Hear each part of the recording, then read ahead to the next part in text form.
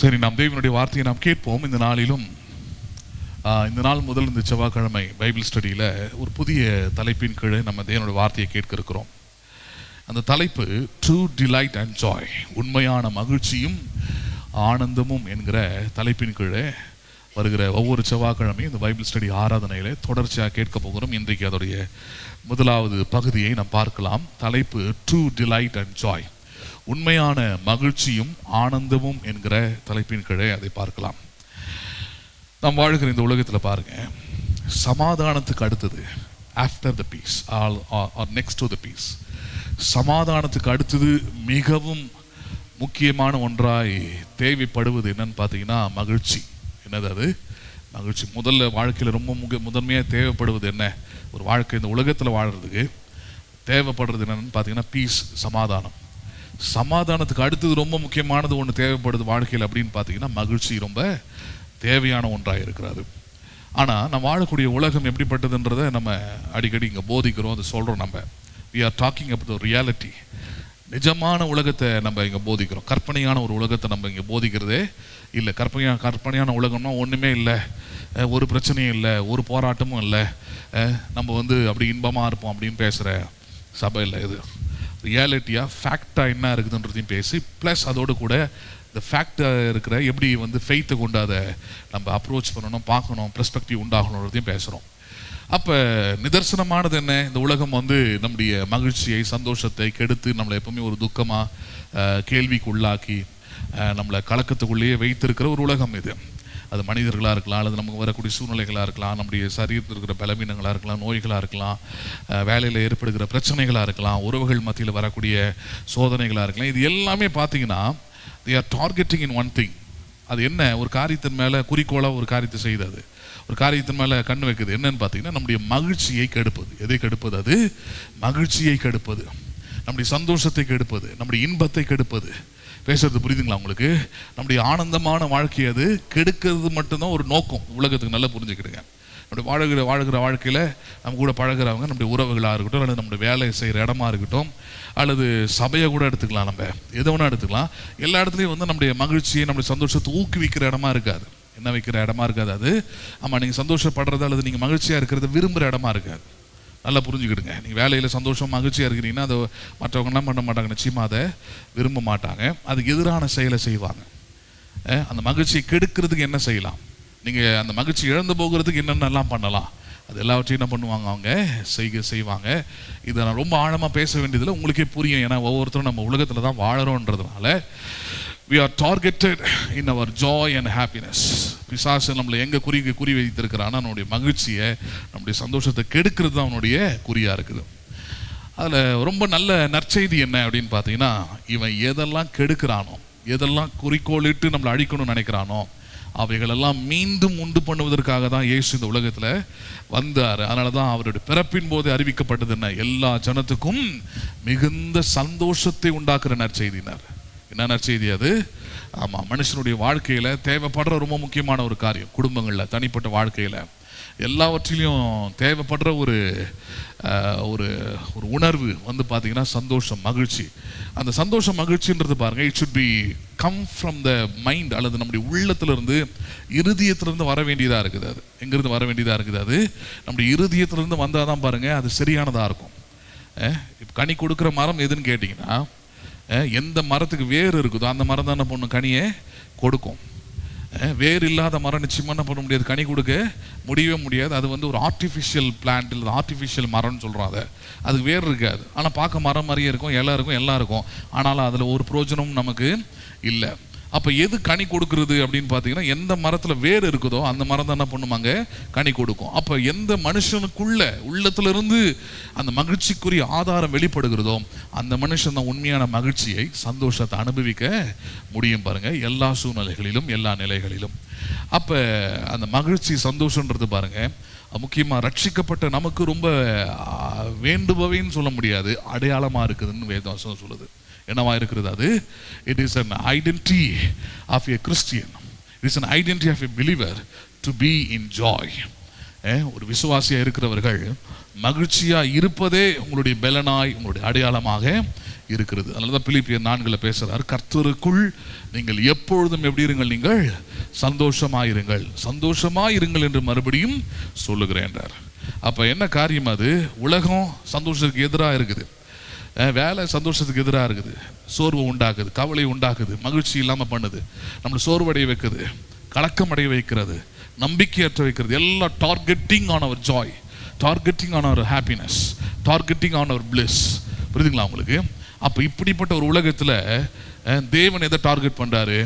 எதெல்லாம் பிசாசு கெடுக்கிறானோ, அழிக்கிறானோ, ஒழிக்கிறானோ, அப்போ அவர் தம்முடைய பிள்ளைகளை மகிழ்ச்சியாக இருக்க, ஆனந்த களிப்புள்ள உள்ளமாய் மாற்ற அவர் கிரியைகளை செய்து கொண்டே இருக்கிறார். அப்போ அதை அறிந்து கொள்ளும் பொழுது பாருங்கள், நம்முடைய உள்ளத்தில் எவ்வளோ டார்கெட் பிசாசு பண்ணி நம்முடைய சந்தோஷத்தை, மகிழ்ச்சியை கெடுக்க நினச்சாலும் தேவனுடைய ஆவியினாலே நமக்கு உண்டாகிற, தேவனுடைய வசனத்தினால உண்டாகிற, இந்த வார்த்தையினால் உண்டாகிற இந்த பலன் நம்ம எப்பொழுதும் மகிழ்ச்சியாக இருக்க பண்ணும். அதுதான் காரியம். இதை நம்ம வரப்போகிற வாரங்களில் முழுமையாக நம்ம பார்க்க இருக்கிறோம். சரி, எடுத்துக்கொள்ளலாம். பாருங்க, பிரசங்கி 3வது அதிகாரம். மகிழ்ச்சியை பற்றி சில காரியங்களை நம்ம இன்னைக்கு ஆரம்பிப்போம். முக்கியமாக கிறிஸ்துவ உலகத்தில் மகிழ்ச்சியாக இருக்கிறதே பாவம்ன்ற மாதிரி இருப்பாங்க. அதனால தான் ரொம்ப ஸ்பிரிச்சுவல் அல்லது ஆவிக்குரியவர்கள் சொல்கிறவங்கள போய் பார்த்தீங்கன்னா, எப்பவுமே நம்ம லாங்குவேஜில் புரிகிற மாதிரி சொன்னால் சிடுமூஞ்சி மாதிரி இருப்பாங்க. அவங்ககிட்ட பேசினாலும் கோபமாக தான் பேசுவாங்க, ரொம்ப ஸ்ட்ரிக்டாக இருக்கிற மாதிரி இருப்பாங்க.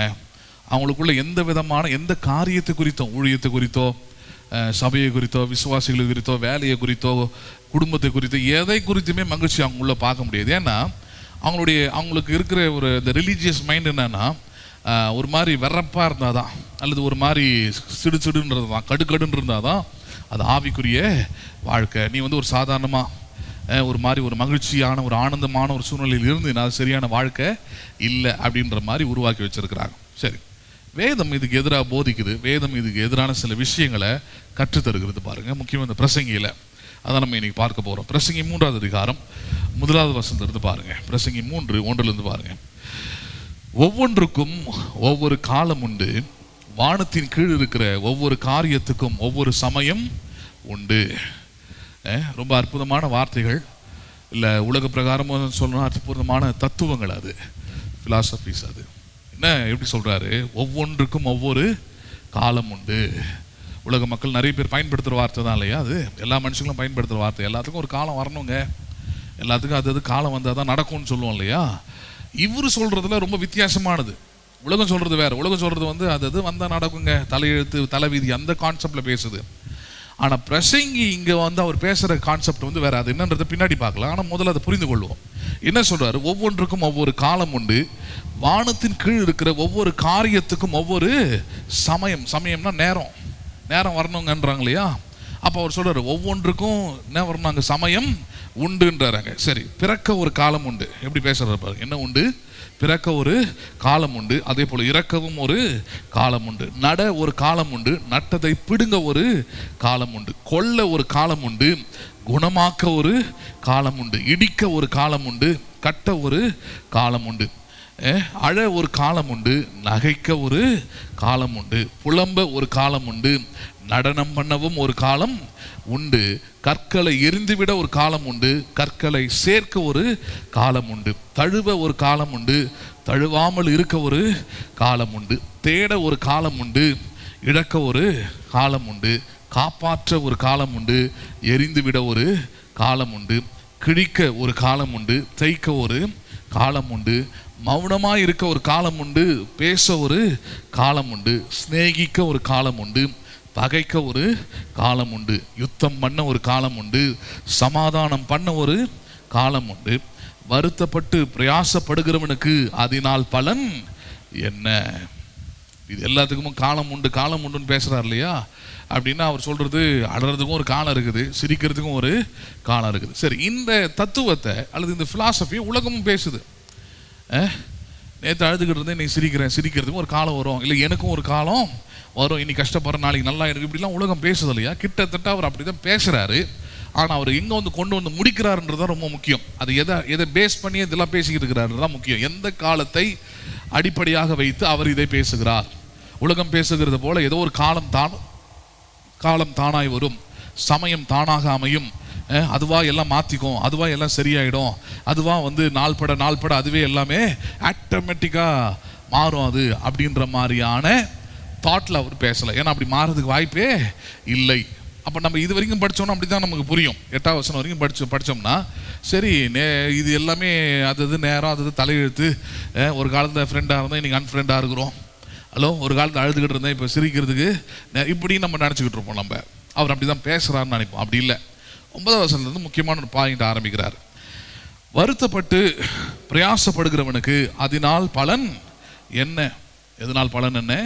வருத்தப்பட்டு பிரயாசப்படுகிறவனுக்கு.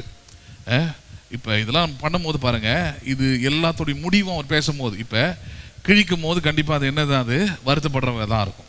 தேய்க்கும் போது ஒன்று சந்தோஷமாக இருக்கலாம். ஒரு நட்பு கிடைக்கும் போது சந்தோஷமாக இருக்கும். நட்பு இழக்கும் போது ஆமாம் அழும் போது நமக்கு கஷ்டமானதாக தான் இருக்கும் இல்லையா?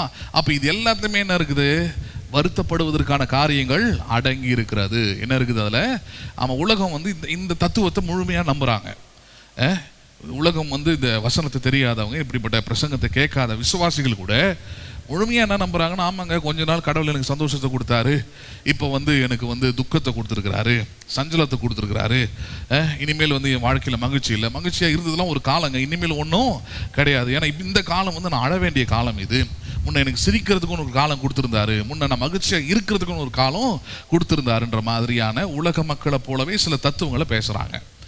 ஆனால் இதில் ஒன்று கவனிக்க வேண்டியது என்னென்னா, அப்படி அந்த கான்செப்டில் பேசிகிட்டு இருந்தா உலக மக்களை போலவே நம்பிக்கையற்றவர்களாக அல்லது சத்தியத்தை தெரியாமல் பேசும்போது நான் ஆயிடுதுன்னா, இங்கே இவர் சொல்கிற மாதிரியே என்ன சொல்கிறாருங்க, வருத்தப்பட்டு பிரயாசப்படுகிறவனுக்கு அதனால் பலன் என்னன்னு கேட்குறாரு. கஷ்டப்படுறவனுக்கு நல்லா இருந்தான்னா நல்லா இல்லைன்னா அழுகிற காலமும் ஒன்று தான், அவனுக்கு சிரிக்கிற காலமும் ஒன்று தான். அதனால அதை நினச்சி பார்க்கறதுனால அவனுக்கு ஒன்று கிடைக்க போகிறது இல்லை. ஒரு காலத்தில் ரொம்ப நல்லா இருந்தங்க, அதை நினைக்கிறதுனால வயிறு ரொம்பிடுமா, பசி ஆறிடுமா, அவனுக்கு இன்னைக்கு அவன் துக்கம் சந்தோஷமாக மாறிடுமா? மாறாது. அதுதான் சொல்கிறாங்க. இப்படிலாம் மாறி மாறி நடக்கிறத வருத்தப்படுறவனுக்கு இந்த நடந்த காரியங்களால் ஒரு சந்தோஷமும் இல்லை, ஒரு மகிழ்ச்சியும் இல்லை, ஒரு நன்மையும் இல்லை. எவ்வளோ பெரிய காரியம் பாருங்க, ஒரு நன்மையும் அதனால இல்லை. அப்போ என்ன அடுத்தது பேசுகிறார் பாருங்க, 10ஆம் வசனம். மனுபுத்திரர் பாடுபடும்படி தேவன் அவர்களுக்கு நியமித்த தொல்லையாக கண்டேன்றார். யார் அதை ஒரு எப்படி சொல்கிறது, ஒரு நயமாய் அல்லது ஒரு ஒரு எப்படி சொல்கிறது, ஒரு விதமான கிண்டலாக பேசுவாங்க இல்லையா, அந்த ரீதியில் பேசுகிறாரு. உலக மக்களை போலவே கொண்டு வர்றாரு அந்த பாயிண்ட்டை. எப்படி கொண்டு வர்றாரு? மனுபுத்திரர் பாடுபடும்படி. யார் பாடுபடும்படி? அப்படி கிடையாது. ஆனால் வேணும்ட்டு இப்போ எல்லாருடைய நினைப்பு அதுவாக தானே இருக்குது. அதான் சொன்னேன் நான். கடவுள் தாங்க என்னை சிரிக்க வச்சார், கடவுள் தான் என்னை அழவும் வச்சிருக்கிறார், கடவுள் தாங்க கொடுத்தாரு, கடவுள் தான் எடுத்தார், கடவுள் தாங்க எனக்கு வந்து இந்த காரியத்தை செஞ்சார், இப்போ அவர் தான் செய்யாமையும் போகிறாரு. இப்படி தானே உலகம் நினைக்குது. அப்போ இவர் இந்த பிரசங்கி என்ன பண்ணுறாரு, பிரசங்கின்றதுனால அவர் என்ன பண்ணுறாரு, வேணும்ட்டு அந்த கான்டெக்ஸ்ட்டை டச் பண்ணுறாரு. எப்படி டச் பண்ணுறாருன்னா, நீ நினைக்கிற கடவுள், நீ நினைக்கிற ஆண்டவர் எப்படி இருக்கிறாருன்னா, மனுபுத்திரர் பாடுபடும்படி தேவன் அவர்களுக்கு நியமித்த தொல்லை. தொல்லைன்னா எதுலாம் தொல்லை? இப்போ படிச்சும் பாருங்க ஃபுல்லாகவே. பிறக்கிறதும் தொல்லை, மறிக்கிறதும் தொல்லை, நடுறதும் தொல்லை, பிடுங்கிறதும் தொல்லை, இது மாதிரி எல்லாமே. இந்த தொல்லையெல்லாம் கடவுள் தான் கொடுத்தாரு. யார் தான் கொடுத்தாரு? இது எல்லாத்தையும் தேவன் நியமித்ததாக. யார் நியமித்ததாக? தேவன் நியமித்ததாக கண்டேன். ஒரு சாதாரணமான மனுஷன் அப்படிதான் யோசிப்பான். நடுறதையும் கஷ்டமாக்கிட்டாரு, பிடுங்கிறதையும் கஷ்டமாக்கிட்டாரு, பிறக்கிறதையும் கஷ்டமாக்கிட்டாரு, மறிக்கிறதையும் கஷ்டமாக்கிட்டாரு, கிழிக்கிறதையும் கஷ்டமாக்கிட்டாரு, தைக்கிறதையும் கஷ்டமாக்கிட்டாரு. எல்லாமே கஷ்டமா இருக்குது. இதெல்லாம் கடவுள் நியமித்தது அப்படின்னு நினைக்கிறான். யார் நியமித்தது? இதெல்லாமே அவன் எவ்வளோ பேர் பேசுகிறாங்க. கடவுள் தான் இதை அனுமதித்தார், கடவுள் தான் இப்படி பண்ணார், கடவுள் தான் இப்படி செஞ்சார். ரெண்டுத்துமே இந்த கான்டெக்ட் பண்ணி பேசுறது இருக்கு பாருங்க, அது அவ்விசுவாசத்தின் உச்சம் அது, அல்லது அறிவீனத்தின் உச்சம் அது. இதே மாதிரி ஒரு டாக் யார் பேசணும்னு பார்த்தீங்கன்னா யோபு. எல்லாவற்றையும் இழந்த போது சொன்னான், கர்த்தர் கொடுத்தார், கர்த்தர் எடுத்தார், கர்த்தருடைய நாமத்துக்கு ஸ்தோத்திரம் சொல்லிட்டான். கேட்கும் போது அற்புதமான ஒரு பக்தி மாதிரி தெரியுது. அது என்ன மாதிரி பக்தியா? அவனுக்கு இல்லாத போதும் கர்த்தருக்கு நன்றி சொல்கிறான், இருக்கும் போதும் ரெண்டுத்துமே அவர் தான் கொடுத்தாராம், அவர் தான் எடுத்தாராம், கர்த்தர் தான் இதை நியமித்தார் அப்படின்ற மாதிரி நினைக்கிறான். அதே யோபு கொஞ்சம் தெளிவாய், கொஞ்சம் அமைதியாய், கொஞ்சம் நிதானமான பிறகு 3ஆவது அதிகாரத்தில் சொல்கிறான், நான் அஞ்சினது எனக்கு பிரச்சனை வந்து கடவுள்கிட்ட கிடையாது, பிரச்சனை யார்கிட்ட இருந்தது? என்கிட்டவே இருந்தது, என் உள்ளத்துல இருந்தது. என் உள்ளத்தில் இருந்த பயம், என் உள்ளத்தில் இருந்த கலக்கம், என் உள்ளத்தில் இருந்த இந்த காரியங்கள் தான் இப்படிப்பட்ட ஒரு சோதனையான காரியத்தை வந்தது, இப்படிப்பட்ட ஒரு வேதனையான காரியத்தை என் வாழ்க்கையில் கொண்டு வந்தது கடவுள் இல்லைப்பா, நான் அஞ்சினது எனக்கு வந்தது, நான் பயந்தது எனக்கு நடந்ததுன்றான். நம்புறீங்களா நீங்க? அப்போ பல நேரத்தில் பாருங்க, குழம்பிடக்கூடாது. நம்ம எப்படி குழம்பிடக்கூடாது? கெட்டதை ஆண்டவர் தான் செய்கிறார், நன்மை ஆண்டவர் செய்கிறார், ஆண்டவர் நியமித்து வச்சிருக்கிறாருங்க அப்படின்னு. இல்லவே இல்லை, இல்லவே இல்லை. தேவன் எப்படிப்பட்டவர்? அதுதான் அடுத்த வசனத்தில் 11ஆம் வசனத்தில் சொல்றாரு. அவர் சகலத்தையும் அதினதின் காலத்தில் எப்படி செய்திருக்கிறார்? அவர் நேர்த்தியாக செய்திருக்கிறார். எப்படி செய்கிறவர் அவர்? நல்லதான் சொல்லுங்களேன். அவர் தொல்லையை நியமிக்கும்படி நியமிக்கிற ஆண்டவர் அல்ல, இதை நியமிக்கிற ஆண்டவர் அல்ல. ஏன்னா 10ஆவது வசனம் வரைக்கும் படிச்சுன்னா சிலவங்க அப்படி பிரசங்கம் பண்ணுவாங்க. அதனால தான் சொல்லுவோம், ஒழுங்காக படிங்க, முழுசாக படித்து சொல்லுங்க. 10ஆவது வசனத்தை சத்தியம் மாதிரி பேசுகிற ஊழியக்காரங்களாம் இருக்கிறாங்க. அதை இயல்பாக ஏற்றுக்கொள்ள முடியும். ஏன்னா உலகத்தோடைய தத்துவம் அது. கடவுள் தான் தீமையை நியமிக்கிறாரு, கடவுள் தான் பாட அனுமதிக்கிறாரு, கடவுள் தான் உங்களுக்கு கஷ்டத்தை தராரு, கடவுள் தான் உங்களுக்கு வேதனை அனுமதிக்கிறாருன்னு சொல்லும் போது நமக்கு அதோடு கூட சேர்த்து சில எக்ஸ்ட்ரா ஃபிட்டிங்ஸும் சேர்த்துருவாங்க. இப்படி பாடுபட்டாலும் பரவாயில்ல, உனக்காக பரலோகத்தை வச்சிருக்கிறாரு, இதுலேருந்து உன்னை எப்படியா வெளியே கொண்டு வருவார், இப்படிலாம் பேசுகிறாங்க பாரு. It is a wrong perspective, தவறான கண்ணோட்டம். அதனால தான் 11 ரொம்ப தெளிவாக கொண்டு வர்றாரு. என்னது அது?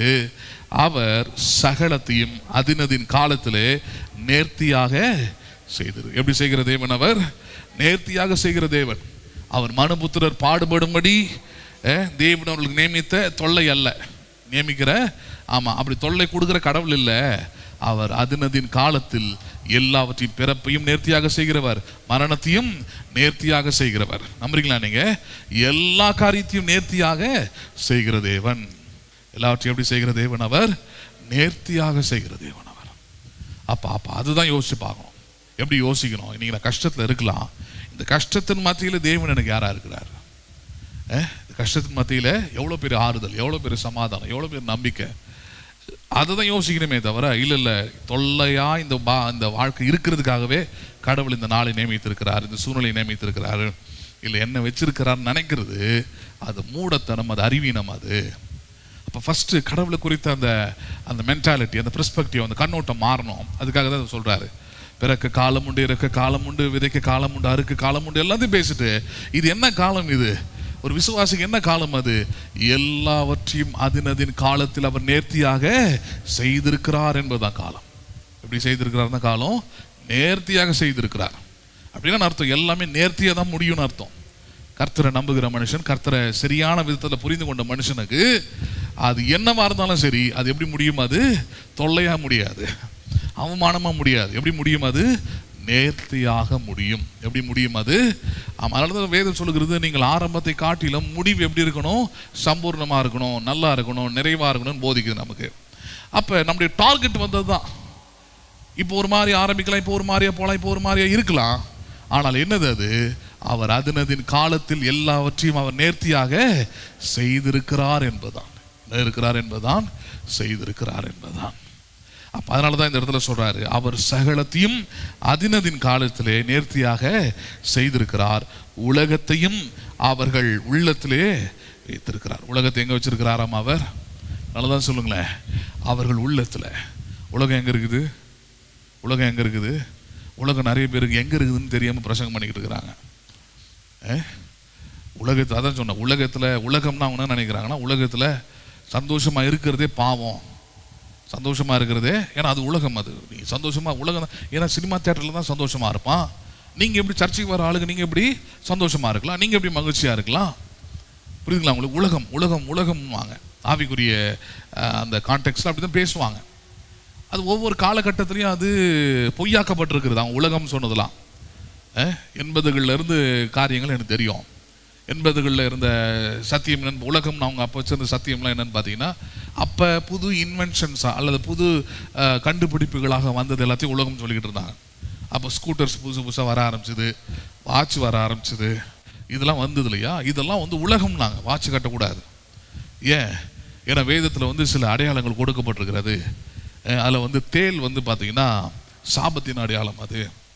அப்போ வாட்ச் பாருங்க, வாட்சில் தேல் மேலே இப்படி ஸ்ட்ரைப்பாக இருக்கும் இல்லையா? அதே போல் வாட்சில் என்ன பண்ணிட்டான், ஸ்ட்ரைப்பாக இருக்குது பாருங்க, தேல் மாதிரியே இருக்குது, அதனால என்ன பண்ணக்கூடாது, அதை போடக்கூடாது. உலகம் அப்படின்வாங்க. புரியறதுக்காக அதெல்லாம் சொல்கிறேன், குறைக்காக அல்ல. எதை உலகம்னு புரியாதனால அவங்க அதை உலகமாக ஆகிட்டாங்க. அப்புறம் டிவி வந்தது பாருங்கள், பிளாக் அண்ட் ஒயிட்டில் வந்த உடனே என்ன பண்ணிட்டாங்கன்னா, டிவி வந்து ஒரு உலகம். அது டிவியை பார்த்தீங்கன்னா நரகத்துக்கே போயிடுவேன்ட்டாங்க. டிவி ஒன்று நீ சும்மாவே ஒன்றும் இல்லை, டிவி ஆன் பண்ணிட்டு அதில் படம் கூட வர தேவையில்லை, அப்படியே புள்ளியாக வந்து பார்த்த உடனே பண்ணிட்டு பண்ணி நரகத்துக்கு போய் டிவி இருந்தாலும் நரகம் கன்ஃபார்ம்ட்டாங்க. எப்படி இருக்கும் பாருங்கள் கொடுமை. பயந்து அதுக்காக பார்க்காம இருந்த ஆள்லாம் இருக்கிறாங்க. ஏன்னா அது உலகம், அது டிவி பார்க்குறது உலகம். அதுக்கப்புறம் வந்து என்ன கொண்டு வந்தாங்கன்னா, டிவி வந்து இந்த கருப்பு வெள்ளை ஒயர் அப்படின்னா கேபிள் ஒயர், அது யார் வீட்டு மேலாம் பாஸ்ட் வந்தாலும் அதெல்லாம் கவனிப்பாங்க. நீங்கள் அதெல்லாம் அனுபவிக்காமல் வந்ததுனால சந்தோஷமாக இருக்கிறீங்க. ஆனால் நான் இருந்த சபைகள்லாம் பார்த்தீங்கன்னா, பாஸ்ட் வந்தாலும் எல்லாத்தையும் கவனிப்பார். ஏதாவது பாய் இப்படி நேராக நிற்குதுன்னா தள்ளி பார்ப்பார். ஏன்னா அது டிவி வச்சு மறைச்சிருப்பாங்க. டிவி இருந்திருக்கும், பாஸ்ட் வரான்னு சொல்லிட்டு பாயை தூக்கி அதுக்கு மேலே வச்சுருப்பாங்க. அது முக்கியமாக இந்த கேரல் ரவுண்ட்ஸ்லாம் ரொம்ப அதிகமாக நடக்கும். இதெல்லாம் கேரல் ரவுண்ட்ஸ் வந்தாங்கன்னா அதுக்குன்னே 2 ஸ்பை போடுவாங்க. என்ன கூட போட்டிருக்கிறாங்க அதில், அந்த வீட்டில் டிவி இருக்குதுன்னு எனக்கு செய்தி வந்துச்சுன்னா கண்டுபிடிச்சிரு அப்படியா. நம்ம சின்ன பசங்களையா கரெக்டாக போய் அதெல்லாம் கரெக்டாக கண்டுபிடிச்சிடும் எந்த ரூமில் இருக்குது, எந்த இடத்துல இருக்குது. ஏன்னா அவங்க கிச்சனில் பிஸியாக வந்து பாதாம் பால் போடுறதுல, பிஸ்கெட் கொடுக்குறதுல பிஸியாக இருப்பாங்க வீட்டுக்காரங்க. அதுக்குள்ளே வீட்டுக்குள்ளே இருக்கிறது என்னென்னது நம்ம 6-5 பாஸ்ட்டுக்கிட்ட கரெக்டாக சொல்லுவோம், பாஸ்ட்டு டிவி இருக்குதாங்க, அங்கே வந்து இது பேச்சர் வச்சுருக்குறாங்க. அப்போ இது எல்லாமே உலகம்னு போதிச்சாங்க. என்னென்னு போதிச்சாங்க இது எல்லாமே. இது என்ன பிரச்சனைனா, இதெல்லாம் பண்ண சொல்லிட்டு ஒரு கட்டத்தில் அவங்க பாஸ்ட் வீட்லேயே வந்துருச்சு டிவி. யார் வீட்லேயும் வந்துருச்சு, அவரும் அதை மறைச்சி வைக்க வேண்டியதாகிடுச்சு. எங்களை ஸ்பையாக போட்டிருந்தனால நாங்கள் ஒரு நாள் அதை கண்டுபிடிச்சிட்டோம். பாஸ்ட் வீட்டில் டிவி இருக்குது, கிரிக்கெட் பார்க்குறாரு, டிஸ்கவரி சேனல் ஓடுது அப்படின்னு கண்டுபிடிக்கிற மாதிரி ஆயிடுச்சு. அப்புறம் அதை வந்து என்ன பண்ண ஆரம்பித்தாருன்னா, சபையில் இப்போ டிவியை பார்த்தாலே பாவனும் போதிக்க ஆரம்பிச்சு, அது இப்போ மறுதளிக்கணும் இல்லையா, இப்போ அதுக்காக வந்து சப்பக்கட்டு கட்ட வேண்டியதாகிடுச்சு. டிவி பார்க்கலாம் நீங்கள், அதில் இருக்கிற நல்லதெல்லாம் என்ன பண்ணலாம் நீங்கள் பார்க்கலாம். அதை தான் வேதம் போதிக்குது. அதுதான் எது போதிக்குது? வேதம் போதிக்கிறது. உலகமே அப்படிப்பட்டது தாங்க. இப்போ கடையிலேருந்து முட்டை வாங்குகிறோம், சாப்பிட்றதுக்கு என்ன பண்ணுறோம், முட்டையை வாங்குகிறோம். வாங்கும் போது என்ன பண்ணுறோம், முட்டையோடு சேர்த்து சாப்பிட்றோமா? இல்லை, முட்டைக்குள்ளே இருக்கிறத சாப்பிட்றோம். முட்டை ஓடு என்ன பண்ணிடுறோம், தூக்கி எரிஞ்சிடுறோம். எது தேவையோ அதை எடுத்துக்கிறோம், தேவையில்லாத தூக்கி எரிகிறோம். பழங்களை வாங்குகிறோம் நம்ம, கமலா ஆரஞ்சு அந்த ஆரஞ்சுன்னு வாங்குகிறோம். வாங்கும் போது அதோடு சாப்பிட்ருமா நம்ம? இல்லை, உரிச்சு அதை தூக்கி ஓரமாக போட்டு உள்ளே இருக்கிறத தேவையானதை எடுத்துக்கிறோம், தேவையில்லாததை நம்மளை தான் அதை தூரம் போடுறோம். அதை அப்போ சூசன் அல்லது சோசன் பண்ணுற அந்த விஷயம், அதை தீர்மானிக்கிற காரியம் இருக்குது பாருங்கள். அது யாருக்கிட்ட இருக்குது? நம்முடைய முதிர்ச்சியின் அடிப்படையில் அல்லது நம்முடைய வளர்ச்சியின் அடிப்படையில் தான் இருக்குது. தேவன் அதை அனுமதிக்கிறார் பாருங்க. அப்போ அதை யோசிக்கணும். அதை அப்போ இந்த இடத்துல பாயிண்ட் வந்து அதுதான் பாருங்க. அப்போ இவங்க எப்படி கொண்டு போயிட்டாங்கன்னா, உலகம் என்றாலே இப்படிப்பட்ட காரியங்கள் தான். கேட்ஜெட்ஸ் பயன்படுத்துறது, இந்த மாதிரி வண்டியெல்லாம் ஒரு காலத்தில் உலகம்ட்டாங்க. வண்டிலாம் என்னது? உலகம் அது. அப்புறம் பெண்கள் அதை ஓட்டக்கூடாது, ஆண்கள் தான் ஓட்டணும், ஏன்னா அது வண்டி கண்டுபிடிச்சது ஆண்களுக்காக. இப்படிலாம் பிரசங்கம் பண்ணி பிற்போக்குத்தனமான காரியங்களை சபைக்குள்ளே கொண்டு வந்தோடைய நிலை தான் சபை ரொம்ப பிற்போக்குத்தனமாக போயிடுச்சு. அதனால தான் இன்றைக்கும் அதுக்குள்ளேருந்து வந்த ஆட்கள் தான் பாருங்கள், இன்னும் நாம் பண்ணுற பிரசங்கத்தெல்லாம் அவங்களால ஏற்றுக்கொள்ளவோ கிரகிக்கவோ அங்கீகரிக்கவோ முடியல அவங்களால. Because they need something like that. அவங்களுக்கு அந்த மாதிரியான பிரசங்கம் தான் ஆவிக்குரிய பிரசங்கம் நினச்சிக்கிட்டு இருக்கிறாங்க. ஆனால் அதனால் ஒரு பயனும் இல்லை. ஏன்னா வேதம் அதை போதிக்கிறதே இல்லை. உலகத்தையோ எங்கே வைத்திருக்கிறார்? அவர் உள்ளத்தில் வைத்திருக்கிறார். எங்கே வைத்திருக்கிறார்? அதை உலகம்னா என்ன? ஆண்டவர் இந்த உலகத்தை அழகாக படைச்சார். ஆனால் இந்த உலகம் இப்போ விழுந்து போகும்போது இந்த உலகத்தில் பாவம் இருக்குது, சாபம் இருக்குது, தேவனுக்கு எதிரான எண்ணங்கள் இருக்குது. இதெல்லாம் உள்ளடக்கிய உள்ளம் தான் உலகம். தவிர உலகத்தில் உள்ள நல்ல காரியங்கள்லாம் கிடையாது. உலகம் அல்ல. நான் நல்ல வண்டி வாங்கலாம், நல்ல கார் வாங்கலாம், எனக்கு என்னென்னலாம் நன்மையானதாய் தெரிகிறதோ தேவைப்படுகிறதோ அதை எல்லாத்தையுமே என்ன பண்ணலாம், நான் பயன்படுத்தலாம். அதில் எந்த ஒரு தவறும் இல்லை. ஏன்னா அதுக்கும் உலகத்துக்கும் சம்பந்தம் இல்லை. பேசுறது புரியுதுங்களா? இப்போ ஆபிரகாம் கையில் பொண்ணும் வெள்ளியும் இருந்தால் அது யார் மகிமைப்படுத்த பயன்படும்? அது நல்லா சொல்லுங்களேன். யாருக்கு மகிமைப்படுத்த பயன்படாது? தேவனுக்கு மகிமைப்பட பயன்படும். அப்போ அவங்ககிட்ட தங்கமும் வெள்ளியும் பொண்ணு இருக்கிறது தப்பு இல்லை. இதை இஸ்ரவேல் ஜனங்களுக்கிட்ட ஒரு தங்கத்தையும் வெள்ளியும் பொண்ணையும் கொடுத்துருந்தார். அதை என்ன பண்ண சொன்னார்? ஒரு கட்டத்தில் மொத்தத்தையும் காட்டுனார். ஏன்? உங்ககிட்ட இருக்கிறது சரியில்லை. ஏன்னா நீ அதை வச்சு என்ன பண்ணிக்கிட்டு இருக்கிற? பாகால உருவாக்குற. அதை வச்சு எனக்கு எதிரான ஒரு நம்பிக்கைக்குள்ளே போகிற. வித்தியாசம் புரியுதுங்களா உங்களுக்கு? பொருள் பிரச்சனை இல்லை, அந்த பொருள் எப்படி நீங்கள் ஹேண்டில் பண்ணுறீங்கன்றது தான். அது எதுக்கானதாக இருக்குதுன்றது தான் அங்கே கேள்வியாங்க. அப்போ இங்கே உலகம்னு அவர் சொல்கிறது வந்துன்னு பார்த்தீங்கன்னா கெட்ட காரியம் இல்லை. இப்போ இந்த எந்த உலகத்தை கெட்டதுன்னு சொல்கிறாங்களோ இந்த உலகத்தில் தான் இயேசு வந்தார். எந்த உலகத்தை கெட்டதுன்னு சொல்கிறீங்களோ இந்த உலகத்தில் தான் அவர் நடந்து ஊரெங்கும் திரிந்தார், பட்டணங்கள் கிராமங்கள் தோறும் திரிந்தார். கெட்ட உலகம் அப்படின்னு சொல்லிட்டு வீட்டுக்குள்ளே இருக்கல அவர். ஹலோ, ரொம்ப மோசமான உலகம் பிரதர், அதனால் நம்ம உள்ளவே இருந்துக்கணும்னு இருக்குல்ல. ஊர் ஊராக திரிஞ்சான் இருக்குது, பட்டங்கள் நின்று தெரிந்தார், கிராமங்கள் தோறும் தெரிந்தார், மலைகள் மேலே ஏறினா இருக்குது, கடலில் பயணம் பண்ணார்னு இருக்குது. கெட்ட உலகம்னு என்ன பண்ணல அவர்? ஆமாம், ஒரு வீட்டுக்குள்ளே இல்லை அவர். அதோடு நிறுத்தினாரா? இல்லை. ரட்சிக்கப்பட்டு சீஷர்களான பிறகு கடைசியாக சீஷர்களுக்கு கொடுக்கப்பட்ட விசுவாசிகளுக்கும் சரி கொடுக்கப்பட்ட இது என்னது வாக்குறுதி என்ன? அவனுக்கு கொடுக்கப்பட்ட கட்டளை, மன்னிக்கும் வாக்குறுதியில் கட்டளை என்ன?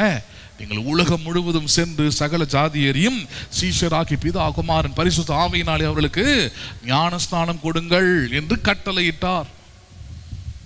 பேசுறது புரியுதுங்களா? அப்ப உலகம் உலகம் உலகம்னா உலகத்தை கரெக்டான விதத்தில் டிஃபைன் பண்ண புரிந்து கொள்ள வேண்டும். உலகம்ன்றது என் உள்ளத்துல இருக்கக்கூடிய காரியங்கள் தான். என் உள்ளத்துல என்னுடைய காரியங்களை நான் எப்படி அதை பயன்படுத்துறேன், எப்படி வைத்திருக்கிறேன், எப்படி நம்புறேன்றது தான். புரியுதுங்களா உங்களுக்கு? அப்ப அதனால சொல்ற உலகத்தையும் அவர்கள் உள்ளத்தில் என்ன பண்ணியிருக்கிறார்? அவர் வைத்திருக்கிறார். ஆதலால் தேவன் ஆதி முதல் அந்த மட்டும் செய்து வரும் கிரியையை மனுஷன் என்ன பண்ண முடியாது? கண்டுபிடியாண்டார். என்ன பண்ண முடியாது அவனால?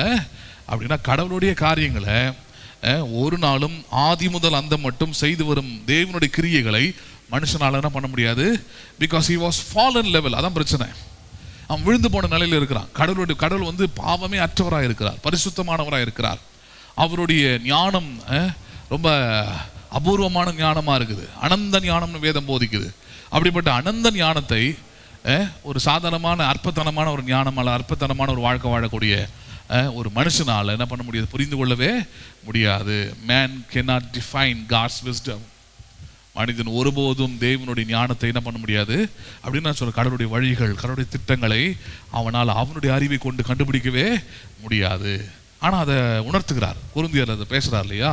ஆனால் நமக்கோ அவைகளை தேவனுடைய வசனங்களை கொண்டு, வார்த்தைகளை கொண்டு அவைகளை விளக்கமாக காண்பிக்கிறார், விளக்கமாக சொல்லி கொடுக்குறாரு. புரியுதுங்களா உங்களுக்கு? அப்போ அதனால தான் சொல்றாரு, அவர் சகலத்தையும் அதனதன் காலத்திலே நேர்த்தியாக செய்திருக்கிறார். அப்போ காலங்கள் நீங்கள் பார்க்கும்போது இன்னைக்கு ஒருவேளை சோதனையான காலங்களாக இருக்கலாம், பிரச்சனைக்குரிய காலங்களாக இருக்கலாம், தேவைகள் நிறைந்த காலமாக இருக்கலாம், ஒன்ன நடக்குதுன்னே புரியாத ஒரு சூழ்நிலையாக கூட இருக்கலாம். ஒன்னே ஒன்று தான், எல்லா காலங்களிலும் அவர் எல்லாவற்றையும் நேர்த்தியாக செய்து முடிக்கிறவர். எப்படி செய்து முடிக்கிறவர்? அவர் நேர்த்தியாக செய்து முடிக்கிறவர். அந்த நேர்த்தியாக செய்து முடிக்கிற அந்த நேர்த்தின்ற வார்த்தை ரொம்ப அற்புதமான வார்த்தை பாருங்க. அந்த நேர்த்தின்ற வார்த்தையில் அழகுன்னு ஒரு வார்த்தை இருக்குது, அந்த நேர்த்தின்ற வார்த்தையில சரியானதுன்னு இருக்குது, அந்த நேர்த்தின்ற வார்த்தையில நன்மைன்னு இருக்குது. இது எல்லாமே அடங்கி இருக்கிற ஒரு வார்த்தை பாருங்க. நேர்த்தியாக அப்படின்னா it is beautiful, it is good, it is well அப்படின்ற பல வார்த்தைகள் உள்ளடக்கிய ஒரு வார்த்தை நேர்த்தியாக செய்திருக்கிறார்ன்றது. அப்போ ஒரு காரியத்தை புரிந்து கொள்ள வேண்டும், எந்த காலமாக இருந்தாலும் சரி அந்த காலம் தேவனுடைய கருத்து இருக்கிறது. அந்த காலத்தில் தேவன் எல்லாவற்றையும் நேர்த்தியாக செய்திருக்கிறார்ன்றதான் நம்ம பார்க்கணும். ஹலோ, எப்படி தான் செய்திருக்கிறார்? அவர் நேர்த்தியாக செய்திருக்கிறார். வேதத்தெல்லாம் படிச்சிங்கன்னா சில காரியங்கள் புரியாதனால யோபுலாம் பார்த்தீங்கன்னா, என் பிறந்த நாளை நான் சபிக்கிறேன், இதை சபிக்கிறேன், நான் பிறந்ததை சபிக்கிறேங்க, இதை நான் வாழறதை சபிக்கிறேன்லாம் சொல்லியிருப்பான். ஏன்? அவனுக்கு புரியல, அண்டர்ஸ்டாண்ட் பண்ண முடியல கடவுள் யார். அதுக்கு தான் இப்படிப்பட்ட ஆராதனைகளை வைத்து 4 பேர் உட்கார்ந்துருந்தாலும் 4 பேருக்கு இந்த பிரசங்கத்தை பண்ணுறேன். ஏன்னா இந்த 4 பேர் நாளைக்கு 400 பேருக்கு சொல்லுவீங்க, 400 பேர் நாளைக்கு 4000 பேருக்கு சொல்ல முடியும். சொல்கிறதுக்காக தான் உங்களை வச்சிருக்கிறாரு. இப்போ நாளைக்கு இதே சபையில் இருக்கிற மற்ற இது கேட்காத விசுவாசிகள் வந்து வேறு மாதிரியே பேசிகிட்டு இருக்கலாம். என்னங்க லைஃப் ஒரு மாதிரியா போகுதுங்க, ஒன்றும் சரியில்லைங்க, இன்னும் சர்ச்சுக்கு வந்தால் ஒன்றும் நடக்கலைன்னு சொன்னால் கூட சத்தியத்தை கேட்டு விசுவாசிக்கிறவர்கள் சொல்லணும், இல்லை தேவன் எல்லாவற்றையும் நேர்த்தியாக செய்கிறவர், காலங்களையும் நேரங்களையும் எல்லாவற்றையும் அது என்னவா இருந்தாலும் சரி நேர்த்தியாக செய்து முடித்து இருக்கிறார். எப்படி முடித்திருக்கிறார்? அவர் அற்புதமான வார்த்தை பாருங்க, finished it. நேர்த்தியாக செஞ்சு முடிச்சுட்டாரு அப்படின்னா முடிவு அது நேர்த்தியாக தான் இருக்க போகுது. உன் பிறப்பு ஒரு வேளை அது ரொம்ப அற்பமானதான்னு யோசிக்கலாம், ஆனால் அந்த பிறப்பை கொண்டு நீ வாழ்கிற வாழ்க்கை எப்படி இருக்கும்? அது நேர்த்தியாக முடிப்பணி. அதை பேசுறது புரியுதுங்களா? விதைக்கும் போது ஒரு வேளை அது கண்ணீரோடு விதைக்கிற மாதிரி இருக்கலாம், ஆனால் அதோட விளைச்சல் வரும்போது எப்படி இருக்கும்? அது நேர்த்தியாக இருக்கும். அப்ப தேவன் எல்லாவற்றையும் நேர்த்தியாக செய்து முடித்து இருக்கிறார். அப்படின்னு அந்த முடித்திருக்கிறார்னா என்ன? எல்லாமே நல்லா தான் முடியும் அர்த்தம். எல்லாமே அப்படிதான் முடியும். என் தேவனால் எல்லா காரியங்களும் நன்றாகவே முடியும். காரணம் அவர் எல்லா காலங்களையும் நேரங்களையும் அறிந்து எல்லாவற்றையும் நேர்த்தியாக செய்து முடித்து இருக்கிறார் என்பதே. எல்லாவற்றையும் எப்படி செய்து முடித்திருக்கிறார்? நேர்த்தியாக செய்து முடித்திருக்கிறார். சரி, இப்ப பாயிண்ட் வரலாம் பாருங்க. 12வது வசனம். இப்ப கவனிங்க. மகிழ்ச்சியா இருப்பதும் எப்படி இருப்பதும்? நல்லா சொல்லுங்களேன். மகிழ்ச்சியா இருப்பதும் உயிரோடு இருக்கையில் நன்மை செய்வதுமே அல்லாமல் வேறொரு நன்மையும் மனுஷனுக்கு இல்லை என்று அறிந்தேன். ஹலோ, வாழ்க்கையில இருக்கிறதே மிகப்பெரிய நல்லது என்னன்னு பார்த்தீங்கன்னா எப்படி இருப்பது? எப்படி இருப்பது? மகிழ்ச்சியா இருப்பது. எப்படி இருப்பது? நல்லா சொல்லுங்களேன். The identity of a true believer. கர்த்தர் எனக்கு எல்லாவற்றையும் நேர்த்தியாக செய்து முடித்திருக்கிறார் என்று நம்புகிற விசுவாசிக்கு நான் சொல்றேன், மகிழ்ச்சியா இருப்பதும் உயிரோடு இருக்கையில் நன்மை செய்வதுமே அல்லாமல் வேறு ஒரு நன்மை மனுஷனுக்கு இல்லை என்று அறிந்தேன். ஞானி எழுதுறாரு பாருங்க, அதை அனுபவிச்சு எழுதுறாரு. அதை வேற ஒரு நன்மையே கிடையாது இந்த பூமியில் என்றார். நம்ம நினைக்கிறோம் எதோ நன்மை நினைக்கிறோம், நான் சாதிச்சிட்டேன்னு நினைக்கிறோம். இல்லை, நம்ம கூட பார்ப்போம் சில ஆட்களை நல்ல வீடு கட்டிட்டாங்க, நிறைய பெரிய பதவி வந்துட்டாங்க, பெரிய அதிகாரம் வந்துருச்சு, அவங்களுக்கு பெரிய ஆள் ஆயிட்டாங்கன்னு. எதை வச்சு பெரிய ஆள்? அவங்க மகிழ்ச்சியா இருந்தாங்களா? உயிரோடு இருக்கிற வரைக்கும் நன்மை செஞ்சாங்களா? இது ரெண்டுமே ஒரு மனுஷனுடைய வாழ்க்கையில இருந்தால்தான் அந்த வாழ்க்கை எப்படிப்பட்டது? அது நன்மையான வாழ்க்கை அல்லது நன்மையை பெற்ற மனுஷனுடைய வாழ்க்கையா இருக்குது. இல்லைன்னா அது கெட்ட வாழ்க்கை தான். அது பேசுறது புரியும், அண்டர்ஸ்டாண்ட் பண்றீங்களா நீங்க? குட் லைஃப்னா என்ன? நல்ல வாழ்க்கைனா என்ன? அந்த வாழ்க்கையில என்ன இருக்கணும்? கண்டிப்பா மகிழ்ச்சி இருக்கணும், ரெண்டாவது நன்மை செய்யணும். இது ரெண்டும் தான் பார்த்தீங்கன்னா ஒரு மனுஷனுக்கு நன்மையா இருக்கிறது. வேறு ஒரு நன்மை மனுஷனுக்கு இல்லை என்று அறிந்தேன்றார். எவ்வளோ பேர் பாயிண்ட் பாருங்க. அது நம்ம அதை சாதாரணமாக சபையில் விசுவாசிகளா அல்லது பக்தியில் வரும்போது அது கடந்து போயிடும். மகிழ்ச்சியாக இருக்கிறதுல பெருசாக இல்லைங்க, இருக்கும்போது இருக்கலாம், இல்லைனா இல்லை அப்படின்ற. இல்லை புரியுதுங்களா? Being in Joy, being in happy. அப்போ மகிழ்ச்சியாக இருப்பது தான் இந்த வாழ்க்கையில நம்ம செய்யக்கூடிய மிகப்பெரிய அல்லது நம்ம பெற்ற மிகப்பெரிய ஆசீர்வாதம், மிகப்பெரிய நன்மைன்னு அதில் குறிக்குது. மிகப்பெரிய ஆசீர்வாதம்னா என்ன? மகிழ்ச்சியாக இருந்தது. எப்படி இருந்தது? ஆமாம். அப்போ நம்மளுடைய டார்கெட் எதுவாக இருக்கணும்? நம்முடைய டார்கெட் எதுவாக இருக்கணும்? மகிழ்ச்சியாக இருப்பது. எப்படி இருப்பது? அது மகிழ்ச்சியாக இருப்பது. அப்போ இதை தவிர வேறொரு நன்மை மனுஷனுக்கு இல்லை. அப்போ நீங்கள் அதை டார்கெட் பண்ணுங்க. ஒரு மனுஷனை வேல்யூ பண்ணுறீங்க, ஒரு மனுஷனை நீங்கள் அவனை தரத்தை பார்த்து அவனுடைய தரத்தை நீங்கள் பார்க்குறீங்கன்னா, அந்த மனுஷனுடைய லைஃப்பை நீங்கள் வேல்யூ பண்ணுறீங்கன்னா, எதை வச்சு வேல்யூ பண்ணோம்? அவன் வாழ்க்கையில் என்ன இருந்ததா? மகிழ்ச்சியாக இருந்தானா? என்னவா இருந்தானா? அவன் வாழ்நாள் ஃபுல்லாக பயத்தில், வாழ்நாள் ஃபுல்லாக கலக்கத்தில், வாழ்நாள் ஃபுல்லாக ஐயோன்னு பணம் இருந்தது, வீடு இருந்தது, சொந்தம் இருந்தது, உறவு இருந்தது, எல்லாம் இருந்தது. ஆனால் மகிழ்ச்சி இல்லைன்னா அந்த மனுஷன் சபிக்கப்பட்டவன். அந்த மனுஷன் தன்னுடைய வாழ்க்கையில நன்மை என்ன பண்ணவில்லை? பார்க்கவில்லை. நன்மைக்கு எதிரான வார்த்தையை தான் போட்டுக்கணும். தீமையான வாழ்க்கை. என்ன வாழ்க்கை அது? தீமையான வாழ்க்கை. நல்லா புரிஞ்சுக்கிடுங்க. நம்ம நினைக்கிறோம் எல்லாமே எனக்கு அனுகூலமாக இருந்தாதான் நல்ல வாழ்க்கைன்னு நினைக்கிறேன். இல்லவே இல்லை. அதனால பின்னாடி வரப்போகிற நாட்கள் அதெல்லாம் பார்க்க போகிறோம். அத்திமரம் துளிர் விட்டாலும் சரி, அத்திமரம் துளிர் விடாமல் போனாலும் சரி, ஆட்டு மந்தை முதலற்றாலும் சரி, முதல் இல்லாமல் போனாலும் சரி, நான் மகிழ்ச்சியாக இருக்கிறேன் பாரு, அதுதான் நான் பெற்றிருக்கிற நன்மை. யார் பெற்றிருக்கிற நன்மை? ஆமாம், என்னுடைய மகிழ்ச்சி இருக்கிறது இல்லைன்றது இல்லை. அல்ல, புரியுதுங்களா உங்களுக்கு? பிறக்கிறது இறக்கிறது என்னுடைய மகிழ்ச்சி இல்லை. எதில் இருக்குது? கடவுள் எனக்குள்ளே தந்திருக்கிற அந்த புரிதல், கடவுள் எனக்குள்ளே தந்திருக்கிற ஞானம், பரிசுத்த ஆவியில் எனக்குள்ளே ஊற்றி இருக்கிற அந்த சந்தோஷம், இதை கொண்டு நான் வாழும்போது ஒரு வாழ்க்கை இருக்குது பாருங்க. அந்த வாழ்க்கை தான் நிறைவான வாழ்க்கை, அர்த்தமுள்ள ஒரு வாழ்க்கை, அடையாளமான ஒரு வாழ்க்கையா இருக்கிறது. பேசுறது புரியுதுங்களா உங்களுக்கு?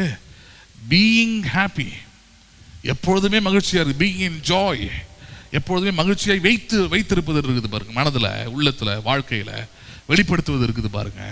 அதுதான் எப்படிப்பட்ட வாழ்க்கை? அது நன்மையான வாழ்க்கை. என்ன வாழ்க்கை அது?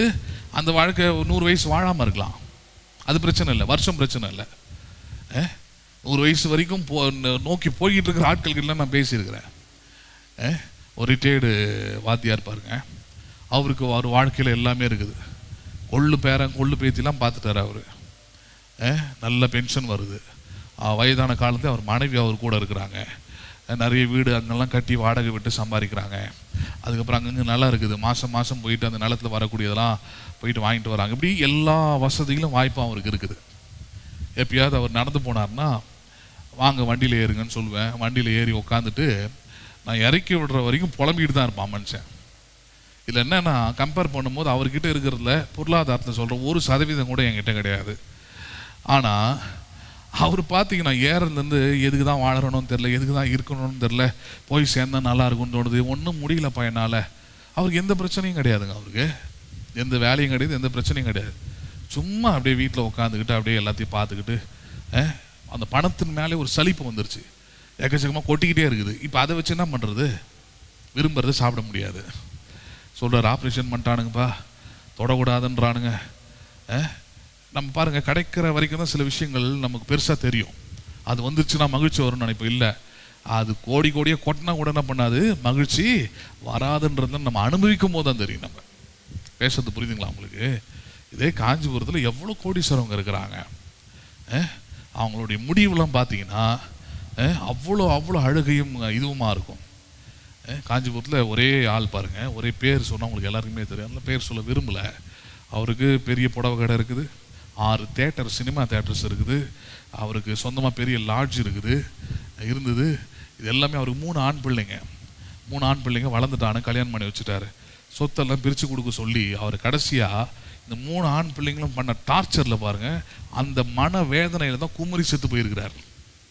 இது அவர் கூடவே பர்சனல் அசிஸ்டண்ட்டாக இருந்த மனுஷன், என்னுடைய ஃப்ரெண்டுக்கு நண்பன் பாருங்கள், அவன் சொல்லி கதறான், என்னடா வாழ்க்கை அந்த ஆளுக்கு. அவன் கூட பர்சனல் அசிஸ்டண்ட்டாக இருந்த அவருக்கே நான் சொல்கிறது இதில் ஒரு 15 வருஷத்துக்கு முன்னாடி 75,000 சம்பளம். அப்போ சொல்கிறான் 75,000 80,000 அசால்ட்டாக அப்பப்போ 10,000 20,000 கூட கொடுப்பாட்றா. ஏன்னா பயங்கர இப்பயும் ஃபேமஸாக இருக்குது அந்த கடைங்கள்லாம். ஆனால் அந்த ஓனர் பாருங்கள், இது எப்படி இருக்க முடியல, அவரால் மகிழ்ச்சியாக இருக்க முடியல. ஜாக்வார்னு ஒரு கார் வச்சுருப்பார். நான் சொல்லுவேன், சர்ச்சுக்கு போகும்போது நான் சைக்கிளில் போகும்போது அந்த காரை ரோட்டில் பார்த்துன்னா நிறுத்திடுவேன், சைக்கிள் நிப்பாட்டிட்டு ஸ்டாண்டு போட்டு அந்த காரை பார்ப்பேன் நான். ஏன்னா பார்க்குறதுக்கு அவ்வளோ அழகாக இருக்கும். அதில் முன்னாடி ஒரு சிறுத்தை மாதிரி ஒரு சின்ன அந்த லோகோ கொடுத்துருப்போம். அது ஃபாரின் கார், அது ஜாக்வார் 6 கோடி ரூபாய். அப்போவே அந்த 6 கோடி ரூபாய் காருக்கு அப்படி ரோட்டில் போச்சுன்னா எப்படி இருக்கும் பாருங்கள். நான் சொல்கிறது இதெல்லாம் 15 வருஷத்துக்கு முன்னாடி கதை. அப்போ அந்த கார் போகும், சர்ச்சிலேருந்து வருவேன், அப்போ தான் அந்த ரோட்டில் தான் பார்க்க முடியும், புண்ணியிருக்கிற ரோட்டில் தான். சர்ச் எனக்கு அங்கே தான் இருந்ததுன்னா அங்கேருந்து வீட்டுக்கு வரது போது பார்த்தீங்கன்னா அங்கே ஒரு கோயில் ஒன்று இருக்குது, இப்பயும் அங்கே இருக்குது. அது பிரிட்ஜுக்கு தாண்டின உடனே சின்ன கோயில் தான், ஒரு மரத்தை சுற்றி ஒரு செவரு கட்டி வச்சுருப்பாங்க. அந்த கோயிலை கும்பிட்டு தான் அந்த ஆள் அங்கேருந்து மெட்ராஸுக்கு போவார் வேலைக்கு, பிஸ்னஸ் பண்ணுறதுக்கு. நான் பார்த்துருக்குறேன் அவரை. அந்த கோயிலுக்கு முன்னாடி அந்த கார் நிற்கும், நான் சர்ச்சிலேருந்து இப்படி எதிர்க்க வருவேன், ஸ்டாண்டு போட்டு நின்று அந்த காரை பார்ப்பேன். நான் காரை பார்த்து மகிழ்ச்சியாக இருக்கிறேன். காரை பார்த்துப்பா என்ன அழகாக இருக்குது, இதெல்லாம் வாங்க முடியுமான்னு தெரில, ஆனால் இது நல்லா இருக்குது. இது நம்ம வச்சுருக்கிற சைக்கிள் வேறு 2,000 ரூபாய் 1,500 அப்போ சைக்கிள். 6 கோடி ரூபாய் கொடுத்து ஒருத்தன் கார் வச்சுருக்கிறான். எப்படி இருக்கும், ஒரு நாள் உட்காந்தாது பார்க்கணும்னு ஆசைப்பட்டுருக்கிறேன் நான். இன்றைக்கி அதோடலாம் அவுடேட்டட் ஆகிடுச்சு, அதோட நல்ல கார்லாம் வந்துருச்சு இன்றைக்கி. பார்த்துருக்குறேன் பாருங்க. ஆனால் லைஃப் என்னன்றது அப்போ எனக்கு தெரில. அதுக்கப்புறம் நான் வளர வளர கடவுள் அதெல்லாம் காதில் போடுறாரு பாருங்க. பாரு, அவங்ககிட்ட கோடிக்கணக்கில் கார் இருக்குது, பணம் இருக்குது, இவ்வளோ சொத்து இருக்குதான் நம்ம பார்க்குறோம். ஆனால் அவன் நல்ல வாழ்க்கை வாழவேலை திறமை. ஏன்னா மகிழ்ச்சி இல்லாத வாழ்க்கை அது நல்ல வாழ்க்கை அல்ல. என்ன வாழ்க்கை அல்ல அது? நல்ல வாழ்க்கை அல்ல. நல்லா புரிஞ்சுக்கிடுங்க. அப்போ உங்களுடைய டார்கெட் எதுவாக இருக்கணும்? நான் பணம் சம்பாதிக்கணும், நிறைய சேர்க்கணும், அதெல்லாம் இல்லை. ஃபஸ்ட்டு டார்கெட் சமாதானம், 2வது டார்கெட்டு மகிழ்ச்சியாக இருப்பது. எப்படி இருப்பது? மகிழ்ச்சியாக இருப்பது தான் ஒரு மனுஷனுக்கு நன்மையான காரியமாக இருக்கிறது. அதை தவிர வேறு ஒரு நன்மை இல்லை. அது அந்த டார்கெட்டுக்கு வந்துடணும். மகிழ்ச்சியாக இருக்கிறத தவிர வேற ஒரு நன்மை உலகத்தில் இல்லை. பேசுறது புரியுதுங்களா உங்களுக்கு? சரி, 13வது வசனம். அன்றைய மனுஷர் யாவரும் புசித்து குடித்து தங்கள் பிரயாசத்தின் பலனையும் அனுபவிப்பதும் தேவனுடைய அனுக்கிரகம்ன்றார். என்ன மாதிரியான வெளிப்பாடு பாருங்க. அன்றைய மனுஷர் யாவரும் புசித்து குடித்து தங்கள் சகல பிரயாசத்தின் பலனையும் என்ன பண்ணுவது? நல்லது சொல்லுங்களேன். அனுபவிப்பது. என்ன பண்ணுவது? வேலைக்கு போனேன், சம்பாரிச்சேன், சேர்த்தேன், அனுபவிச்சியா? அதான் கேள்வி. அடுத்த கேள்வி, என்ன பண்ணியா? நல்லா சொல்லுங்களேன். அனுபவிச்சியா? ஏன்னா இதுவும் கிறிஸ்தவத்தில் கெட்ட வார்த்தை. அனுபவிக்கிறதா? எவ்வளோ பேர் தப்பு இதெல்லாம். கஷ்டப்படணும், பாடுபடணும், அனுபவிக்கிறத பற்றி பேசுறீங்கன்றாங்க. தெளிவாக சொல்கிறார் அவர். நல்லா சாப்பிட்டு குடிக்கிறதுனா தண்ணியை தான் சொல்கிறார் அவர். நல்லா சாப்பிட்டு குடிச்சு அதுக்கப்புறம் சகல பிரயாசம்ன்றார். வேலை செஞ்சு சம்பாதிச்சல, வேலை செஞ்சு பணம் வந்துச்சுல, அந்த பணத்தை வச்சு அனுபவிச்சியான்னு கேட்குறாரு. அந்த பணத்தை வச்சு என்ன பண்ணியா அப்படின்னு அர்த்தம். நல்ல காரியங்கள் எல்லாம் எக்ஸ்பீரியன்ஸ் பண்ணியா? பணத்தை எதுக்காக சம்பாதிக்கிற சொல்லு? டாக்டர் கிட்ட காலைல டோக்கன் போட்டு சாயந்தரம் 4 மணி நேரம் உட்காந்துருக்கிறது அனுபவம். அதுக்காக சம்பாரிச்சா? அதுக்காக வேலைக்கு ஓடினேன்? அதுக்காக மழை வெயில் அதெல்லாம் பார்க்காம ஓடணுது எதுக்கு? புரியல பாருங்க நிறைய பேருக்கு. என் பிரயாசத்தின் காரியம் என்னது? அனுபவிப்பதற்காக. என்ன பண்ணுவதற்காக? திருப்பி சொல்றேன், நல்ல காரியங்களை தேவன் உண்டாக்கி இருக்கிற காரியங்களை என்ன பண்ணுவதற்காக? அனுபவிப்பதற்காக. நான் தேவனை விட்டுட்டு அனுபவிச்சாதான் அது பாவம், தவறு எல்லாமே. ஆனால் தேவனோடு, தேவனுடைய சித்தத்தின்படி, தேவனுடைய விருப்பத்தின்படி அனுபவிப்பது எல்லாம் எப்படிப்பட்ட காரியம்? அது நல்ல காரியம், நன்மையான காரியம். சபையில் என்ன பண்ணிட்டாங்கன்னா அதெல்லாம் பாவம் பாவம் பாவம்னு போதிக்கிறான். கிடையவே கிடையாது. அரசன் டிரான்ஸ்போர்ட்டில் ஒர்க் பண்ணுறதுனால அவருக்கு கொஞ்சம் ஃப்ரீ இருக்குது. அதில் அரசாங்கம் அந்த சலுகையெல்லாம் தந்துருக்குது அவருக்கு. நல்ல அரசாங்கம் அந்த ஒரு விஷயத்தில். அப்போ அவர்கிட்ட வருஷம் கேட்பேன், என்னண்ணா எங்கேயா போனீங்களா இந்த வருஷம் அப்படின்னு, ஃபேமிலியை கூட்டிகிட்டு போனீங்களா, போயிட்டு வந்தீங்களா? அப்படி தான் 2 வாரத்துக்கு முன்னாடி கேட்டேன், போயிட்டு வந்தீங்களா அப்படின்னு கேட்டேன். ஆமாம் பாஸ்டர் போயிட்டு வந்தோம் அப்படின்னாரு. எங்கெங்கெல்லாம் போனீங்க அப்படின்னு கேட்டேன். பாருங்கள், கேட்கும் போதே உள்ளத்தில் அவ்வளோ ஒரு சந்தோஷம். ஏன்னா வெறும் வேலைக்கு ஓடினேன், வந்தேன், சென்னைக்கு போனேன், ஓடியாந்தேன், நைட்டில் லேட்டாக வந்து சாப்பிட்டேன், லேட்டாக தூங்கினேன், லேட்டாக எழுந்தேன், திரும்பி பாடுபட்டேன், பிரயாசப்பட்டேன். எதுக்கு பிரயாசப்பட்டேன்? எதுக்காக? அனுபவிப்பதற்காக. என்ன பண்ணுவதற்காக? நல்ல காரியங்களை போய் பார்த்து, கண்குளிர பார்த்து, மனம் நிறைய பார்த்து, உள்ளே இருக்கிறதுலாம் பர்ஸ்ட் அவுட் பண்ணி வெளியே அனுப்பி. ஹலோ, புரியுதா இல்லையா? அதுதான் சார், அதுங்க நடக்கும். ஆபிரகாமுக்கு தேவன் என்ன செஞ்சார் சொல்லுங்க பார்ப்போம். டென்ட்டுக்குள்ளேயே உட்காந்துரு, முட்டியை போடு நேரா, 7 நாள் கடுங்காப்பி உபவாசம் இருந்தா சொன்னாரு. நீ வேலைக்கு ஆக மாட்ட, இவ்வளோ வாக்குத்தத்தம் கொடுத்து இவ்வளோ பேசின பிறகு நீ இன்னும் டிப்ரெஸ்லேயே இருக்கல, அப்ரெஸ்லேயே இருக்கிற. இன்னும் நீ வந்து அந்த டென்ஷன்லேருந்து வெளியே வர மாட்டேன்ற. நீ என்ன பண்ணுற? வெளியே வந்துரு. ஆண்டவரை பண்ண போறீர். வெளியே வந்து ஒன்றும் இல்லை, உண்டாக்கி வச்சிருக்கிறத பார். நைட்லேயும் வெளியே கொண்டு போகிறாரு, பகல்லையும் வெளியே கொண்டு போகிறாருங்க. நைட்டில் என்னங்க ஆண்டவர் வெளியே, நான் அதே வானம் பார், நட்சத்திரங்களை பாரு பாருன்ட்டு அதோட விட்டுட்டா என்னன்றார். அனுபவிக்கிறதுக்கு என்னென்ன வேலைலாம் சொல்கிறாரு பாருங்க. அது என்ன பண்ணாத, கவுண்ட்ன்றாரு. அப்போ நீ ஒவ்வொரு நட்சத்திரத்தையும் பார்த்து கவுண்ட் பண்ண முடியாது. ஆனால் அந்த பண்ண முயற்சி என்ன பண்ணும்? தேவன் உண்டாக்கி இருக்கிற ஒவ்வொரு நட்சத்திரம் நீங்கள் பார்த்து அனுபவிச்சிருக்கு. நான் ரொம்ப நாள் ஆச்சு அதெல்லாம் பார்த்து. இதே வீட்டில் ரொம்ப வருஷத்துக்கு முன்னாடி நான் இங்கே ஒரு திண்ணமாக இருக்கும், அது மேலே படுத்துக்கிட்டு பார்ப்பேன். நான் பார்த்தா ஒவ்வொரு நட்சத்திரமும் ஒவ்வொரு டிசைனில் இருக்கும், ஒவ்வொரு வெளிச்சம் கிடைக்கும், ஒவ்வொரு மாதிரி வித்தியாசமான பொண்ணு அது இருக்கும். இப்போ அந்த கிளாரிட்டி இல்லை. இப்போ அதெல்லாம் பார்க்கறதுக்காகவே இந்த நட்சத்திர கூட்டங்களை கேலக்சின்றாங்க. இதை பார்க்கறதுக்காகவே இந்த லடாக்லாம் போகிறாங்க பாருங்க. அதில் ஒரு பார்ட் வந்து அதான் ஹன்லின்னு ஒரு இடம் இருக்கும். அந்த ஹன்லியில் வந்து பார்த்தீங்கன்னா நைட் டைமில் 8 மணிக்கு மேலே போயிட்டு வெளியே வந்து நின்னா கடுங்குளிராக இருக்கும். -15 டிகிரி இருக்கும். அதில் இதெல்லாம் போட்டுக்கிட்டு எல்லாத்தையும் மூடிக்கிட்டு கண்ணு மட்டும் வெளியே இருக்கும். வந்து பார்த்தோம்னா அப்படி ஒரு நட்சத்திர கூட்டத்தை உங்களால் பார்க்கவே முடியாது. கேலக்சின்னு வாங்க அதை. அப்படி ஒரு நட்சத்திர கூட்டம் அவ்வளோ தெளிவு. ஏன்னா ரொம்ப உயரமான இடத்துல இருக்கிறீங்க, 19,000 அடி மேலே இருக்கிறீங்க. அவ்வளோ அடி மேலே இருக்கும்போது பாருங்கள், அந்த வானத்தில் இருக்கிற நட்சத்திர கூட்டம் அவ்வளோ தெளிவாக தெரியும். நைட்டு ஃபுல்லாக நின்று பார்ப்பாங்க சில ஆள்லாம். அந்த குளிரில் 5 நிமிஷம் நிற்கிறதே கஷ்டமாக இருக்கும். ஏன்? அதை பார்க்கும் போதே உள்ளத்தில் என்ன பண்ணுது? ஒரு மகிழ்ச்சி அங்கே உண்டாகுது. யார் உண்டாக்குனது? அதை தேவன் தான் உண்டாக்குனார். எதுக்கு உண்டாக்குனாரு? அது பாட்டு வானத்தில் சும்மா சுற்றிக்கிட்டு இருக்கட்டும், நீ பாட்டு நம்ம பூமியில் ஆமாம் இந்த கடன் பிரச்சனை எவ்வளோ இருக்குது, இவ்வளோ பிரச்சனை இருக்குது, இங்கே என்ன இதே பார்த்துக்கிட்டு இப்படியே என்ன பண்ணு கண்ணை இதுக்கு இருந்தா சொன்னார். இல்லை, வாழ்க்கை எதுக்காகன்னு தெரியல பாருங்கள். How you should experience your life. வேதம் அதை போதிக்குது, பிரசங்கி போதிக்கிறார். அதை வாழ்க்கையில் மகிழ்ச்சியாக இருப்பது தான் மனுஷனுக்கு நியமிக்கப்பட்டிருக்கிற நன்மையாக காண்கிறேன். அதனால் ஒரு மனுஷன் பிரயாசப்படுவது, சாப்பிட்றது, புசிக்கிறது, குடிக்கிறது, அனுபவிக்கிறானா அது யாருடைய அனுக்கிரகம்? அது நல்லதான் சொல்லுங்களேன், தேவனுடைய அனுக்கிரகம். யாருடைய அனுக்கிரகம் அது? நேற்று நைட்டு 11 மணிக்கு ஒருத்தர் ஃபோன் பண்ணார் பாருங்க எனக்கு. அவர் இன்னொரு சபை விசுவாசி, வேற ஒரு காரியத்துக்காக எனக்கு ஃபோன் பண்ணார். அப்போ அவர் வாயிலிருந்து அந்த வார்த்தை தான் வந்துச்சு. ஐயா நீங்கள் இவ்வளோ தூரம் போகிறீங்க வரீங்க, வண்டியிலே போகிறீங்க வரீங்க ஐயா, பணம் இருந்தால் கூட அதை செய்ய முடியாதுயா அது. அப்போ அவருக்கு இந்த வார்த்தை தான் எடுத்து பேசினேன். இன்னைக்கு பேச வேண்டியது இருந்தது, முன்னாடி தயார் பண்ணி வச்சுருந்தேன். அவருக்கு இது எடுத்து சொன்ன பிறகு, ஐயா வேதத்தில் நான் எத்தனை வாட்டி படிக்கிறான்னு இப்படிலாம் யோசிக்க முடியலையேன்றார். யோசிக்கிறதுக்கு தான் சபையை கொடுத்துருக்கிறார், வந்து கேட்கறது இல்லை. நீங்கள் அதெல்லாம் அனுபவிப்பது, அனுக்கிரகம் பண்ணுவது யாருடைய இது? அது தேவனுடைய அனுக்கிரகங்க. ஹலோ, நம்புறீங்களா? நீங்கள் இந்த சபையின் மக்கள்லாம் இருக்கிறீங்க, பிரயாசப்படுறீங்க, உழைக்கிறீங்க, சம்பாதிக்கிறீங்க, அனுபவிக்கவும் செய்கிறீங்க. யாருடைய அனுக்கிரகம் அது? நல்லா சொல்லுங்க, யாருடைய அனுக்கிரகம் அது? என்னுடைய அனுக்கிரகம் இல்லை, இல்லை நீங்கள் செஞ்ச புண்ணியம் இல்லை. யாருடைய அனுக்கிரகம் அது? தேவன் தந்த அனுக்கிரகங்க. எத்தனோ பேர் நல்லா சம்பாரித்து நல்லா சேர்த்து வச்சுட்டு அனுபவிக்க முடியாமல் இருக்கிறான். ஹலோ, குற்றம் சாட்டுறதுக்கு இல்லை, ரியாலிட்டி தான் பேசுகிறோம், ஃபேக்டை தான் பேசுகிறோம். ஏன்? அவனுக்கு தேவனுடைய அனுக்கிரகம் இல்லை. அப்போ நம்ம சந்தோஷப்படணுங்க. நான் கடவுளை தேடுறேன், அதனால என்னென்னா பஞ்சத்திலே விட்டுட்டாரா, பசியிலே விட்டுட்டாரா? இல்லை, நல்லா சாப்பிட உதவி செஞ்சிருக்கிறார், நல்லா குடிக்க உதவி செஞ்சிருக்கிறார். நான் கையிட்டு செஞ்ச பிரயாசத்தை என்ன பண்ண செஞ்சிருக்கிறார்? அவரு அனுபவிக்கவும் உதவி செஞ்சிருக்கிறார். என்ன செய்யவும் உதவி செஞ்சிருக்கிறார்? அவரு அனுபவிக்க. நம்புறீங்களா நீங்க அதை? அப்ப அதெல்லாம் சொல்ற, அன்றைய மனுஷர் யாவரும் புசித்து குடித்து தங்கள் சகல பிரயாசத்தின் பலனையும் அனுபவிப்பது யாருடைய அனுக்கிரகம்? அது தேவனுடைய அனுக்கிரகம். உங்களோடு கூட ரட்சிக்கப்பட்டவங்க, உங்களோட கூட சபையில் இருந்தவங்க, புரியுதா இல்லையா? அப்புறம் பின்மாறி போனவங்க, அவங்களாம் பாருங்க, அவங்களாம் இந்த அனுக்கிரகம் இல்லை, புசிச்சு குடிக்க முடியல, அவள் கையின் பிரயாசத்தை என்ன பண்ண முடியல, அனுபவிக்க முடியல.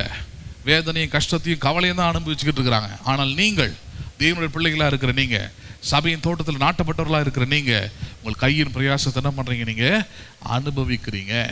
நம்புறீங்களா? நீங்க அதை அனுபவிக்கிறீங்க. நல்லா சாப்பிட்றீங்களா? ஆமா, அனுபவிச்சு சாப்பிடுங்க. ஹலோ, கடமைக்காக ஜபம் பண்ணிடாதீங்க. நிறைய பேருக்கு அது புரிய மாட்டேங்குது. சாப்பிட்றதுக்கு முன்னாடி ஜபம் பண்ற ஒரு முறை இருக்கு இல்லையா, அது எதுக்குன்னே தெரிய மாட்டேன்றது. இல்லை, புசிக்கிறதுக்கு என்ன பண்ணியிருக்கிறீர்? நீர் அனுக்கிரகம் செஞ்சிருக்கிறீர். ஹலோ, புரியுதுங்களா உங்களுக்கு? கேன்சர் ஹாஸ்பிட்டலும் போய் பாருங்க, அந்த ட்ரிக்கோஸ்டாமின் ஒன்று போட்டிருப்பாங்க, கழுத்தில் ஒரு ஓட்டை போட்டு, இல்லை வயிற்றில் ஒரு ஓட்டை போட்டு ஒரு டியூப் வச்சுருப்பாங்க. நாக்கு எது கொடுத்துருக்குறாருன்றது அப்போ தான் புரியும் நமக்கு. ஹலோ, டேஸ்ட்டு பார்த்து, உப்பு என்னன்னு பார்த்து, சக்கரை என்னன்னு பார்த்து, என்ன டேஸ்ட்டுன்னு பார்த்து, டேஸ்ட்டு பார்த்து சாப்பிட வேண்டிய சாப்பாடை நம்ம அப்படி சாப்பிடாம நேராக தொண்டைக்கு போட்டு உள்ள முழுங்கியிருப்போம். அதே வேலை தான் அங்கே நடக்கும். நீ வாயில் போட்டு தொண்டையில் நாக்கை நீ யூஸ் பண்ணாமல் தொண்டையில் போட்டீங்கன்னா உனக்கு என்னதுக்கு? சைடில் ஒரு ஓட்டையை போட்டு அதில் ஒரு பைப்பை வச்சு அது வழியாக என்ன பண்ணுவாங்க? மொத்தமாக ஊற்றி நேராக வயிறுக்கு போயிடாது. என்ன பிரயோஜனம்? அதனால வியாதி வந்துருச்சு, அதுக்கு ஓகே. ஆனால் நல்லா இருக்கும் போது அப்படி தானே செய்கிறோம். பரபரப்பாக ஓடுறதும் அதுதான் சொன்னேன், ஜெபம் பண்ணுறதை 2 நிமிஷமாக கூட மாற்றிக்கும். சிலவெல்லாம் கொடும் பசியில் 5 நிமிஷமாக ஜெபம் பண்ணுவான், பார்த்துருக்குறீங்களா? ரொம்ப பாடாப்படுத்துவானுங்க அந்த மாதிரி டைம்லலாம். பசி நேரமாக இருக்கும். நான் அதெல்லாம் பலமுறை அனுபவிச்சிருக்கிறேன். பசி நேரமாக இருக்கும், ஜெபம் பண்ணுங்கன்னு சொல்லிட்டா போதும். ஆண்டவர் இது விவசாய ஆசீர்வதியம், கொள்முதல் பண்ணவன்லேருந்து, வித்தவன்லேருந்து, அரிசி மண்டிக்காரன்லேருந்து, மார்க்கெட்டில் கொண்டாந்து காய்கறி போட்டவன்லேருந்து மொத்த பேருக்கும் ஜெபம் பண்ணுவாங்க. அதான் சொன்னே, அவன் வேலை காசு கொடுத்து வாங்கிட்டு சமையல் பண்ணி போட்டிருக்கிறாங்க. சட்டு போட்டு ஆறுறதுக்கு முன்னாடி என்ன பண்ணு, ஒரு 2 நிமிஷம் ஜெபம் பண்ணிட்டு, ஆண்டவரே இதெல்லாம் அனுபவிக்க, புசிக்க, குடிக்க நீர் அனுக்கிரகம் பண்ணியிருக்கிறீர், அதற்காக நன்றி. அவ்வளோதான், முடிஞ்சு போச்சு. சாப்பிட்டு சட்டு போட்டுங்க, நல்லா ருசிச்சு ரசிச்சு சாப்பிட்டு, அனுபவிச்சு சாப்பிடாத. இப்போ புரியுது எதுக்காக ஜெபம்ன்ட்டு சொல்ற? அன்றியும் ஒவ்வொரு மனுஷனும் யாவரும் புசித்து குடித்து தங்கள் சகல பிரயாசத்தையும் பலனையும் அனுபவிப்பது தேவனுடைய அனுக்கிரகம். யாருடைய அனுக்கிரகம்? அது தேவனுடைய அனுக்கிரகம். சரி, 16 பாருங்க, மறுபடியும் இன்னொரு பாட்டை ஆரம்பிக்கிறார். பின்னும் சூரியனுக்கு கீழே நான் நியாயஸ்தலத்தை கண்டேன், அங்கே அநியாயம் இருந்தது. என்ன இருக்குது இங்க? ஃபேக்ட் பேசுற, அநியாயம் இருந்தது. நீதி ஸ்தலத்தையும் கண்டேன், அங்கே அநீதி இருந்தது. சகல எண்ணங்களையும் சகல செய்கைகளையும் நியாயம் தீர்க்கும் காலம் இனி இருக்கிறபடியால் சன்மார்க்கனையும் துன்மார்க்கனையும் தேவன் நியாயம் தீர்ப்பார் என்று என் உள்ளத்தில் என்ன பண்ணினேன்? நான் எண்ணினேன். பொல்லாத உலகம், இங்க நியாயம் கிடைக்க வேண்டிய இடத்துல கூட என்ன பண்றது? நியாயம் கிடைக்கலன்னு பேசுறாரு. கிடைக்காதனால நான் என் உள்ளத்துல எப்படி யோசிக்கிட்டேன்னா, சரி பூமியில நியாயம் நடக்காது, நியாயம் எடுபடாது. ஆனால் தேவன் ஒருவர் இருக்கிறார், அவர் சன்மார்க்கனையும் துன்மார்க்கனையும் என்ன பண்ணுவார்? அவர் நியாயம் தீர்ப்பார் என்று உள்ளத்துல நான் எண்ணினேன். எப்படி ஒரு விசுவாசி யோசிக்கிறான் பாருங்க, புரியுதுங்களா? நிறைய பேர் என்ன நினைக்கிறோம், கோர்ட்ல தான் பிரதர் எனக்கு சரியான நியாய தீர்வு கிடைக்க, குறையா சொல்ல, எல்லா நேரமும் கிடைக்காது. அப்படியே கிடைச்சாலும் லேட்டா 20 வருஷம் 30 வருஷம் கழிச்சு கிடைக்கும். புரியுதா இல்லையா? ஒன்னுத்துக்கும் பிரோஜனம் இல்லாத காரியம் தான் பல நேரத்தில் நடக்கும். எங்க நியாயம் கிடைக்கும் நம்ம உலகத்தில் நினைக்கிறோமோ அங்க நமக்கு நியாயம் எல்லா இடத்துலையும் கிடைக்காது. ரொம்ப அரிதான ஒரு காரியமா இருக்குது. இது அனுபவித்த மனுஷன் பிரசங்கி சொல்றாரு, அன்றியும் சகல எண்ணங்களையும் சகல செய்கைகளையும் நியாயத்திற்கும் காலம் இனி இருக்கிறபடியால் சன்மார்க்கனையும் துன்மார்க்கனையும் தேவன் என்ன பண்ணுவார்? நியாயம் தீர்ப்பார் என்று உள்ளத்தில் என்ன பண்ணினேன்? எண்ணினேன். நம்ம எதை நம்பணும்? தேவன் நியாயம் தீர்ப்பார். யார் நியாயம் தீர்ப்பாராங்க? எனக்கு அங்க நியாயம் கிடைச்சிரும், இங்க நியாயம் கிடைச்சிரும், பஞ்சாயத்துல நியாயம் கிடைச்சிரும் இல்ல, எங்க நியாயம் கிடைக்கும்? எனக்கு என் தேவனிடத்தில் நியாயம் கிடைக்கும் அப்படின்னு எங்க என்ன வேண்டும்? நம்ம உள்ளத்தில் என்ன வேண்டும்? சரி, 17 பாருங்க. சகல 18 மனுபுத்திரர் தங்கள் மிருகங்களை போல, தாங்கள் எப்படி இருக்கிறாங்க? அவங்க மிருகங்களை போல் இருக்கிறார்கள் என்பதை அவர்கள் காணும்படிக்கு தேவன் அவர்களை சோதிக்கிறார் என்று மனுஷருடைய நிலைமையை குறித்து என் உள்ளத்தில் என்ன பண்ணினேன்? நான் எண்ணினேன். மனுபுத்திரர் தாங்கள் எப்படி இருக்கிறார்கள்? மிருகங்களை போல இருக்கிறார்கள் என்பதை அவர்கள் காணும்படி. எப்படி இருக்கிறோம்? நம்ம மிருகங்களை போல இருக்கிறோம். மிருகங்கள்லாம் என்ன, அதுங்களுக்குன்னு ஒரு பெரிய நோக்கம் கிடையாது, திட்டம் கிடையாது, ஒரு வாழ்வியல் லைஃப் ஸ்டைல் கிடையாது. புரியுதுங்களா உங்களுக்கு? மனம் போன போக்கில் அது பாட்டு செயல்படும், பண்ணு எல்லாம் செய்யும். அது இதெல்லாம் இப்படிலாம் இருந்துட்டோம், இப்படிலாம் வாழ்ந்துட்டோன்றத ஒவ்வொரு மனுஷனும் ஒரு காலத்தில் சிந்திக்க யோசிக்க வேண்டிய நேரம் என்ன பண்ணிடும் வரும். தேவன் அதை செய்கிறாருன்றார். அதை அப்புறம் சொல்கிறாரு 19, மனிதருக்கு சம்பவிக்கிறது மிருகங்களுக்கும் சம்பவிக்கும், அவர்களுக்கும் இவைகளுக்கும் ஏக சம்பவம் உண்டு, இவைகள் சாகிறது போலவே அவர்களும் என்ன பண்ணுகிறார்கள், சாகிறார்கள். ஜீவனுக்கெல்லாம் சுவாசம் ஒன்றே, மிருகத்தை பார்க்கலும் மனுஷன் மேன்மை உள்ளவன் அல்ல, எல்லாம் மாயையே என்றார். யாரை பற்றி பேசுகிறாரு? மனுஷனை பற்றி பேசுகிறாரா?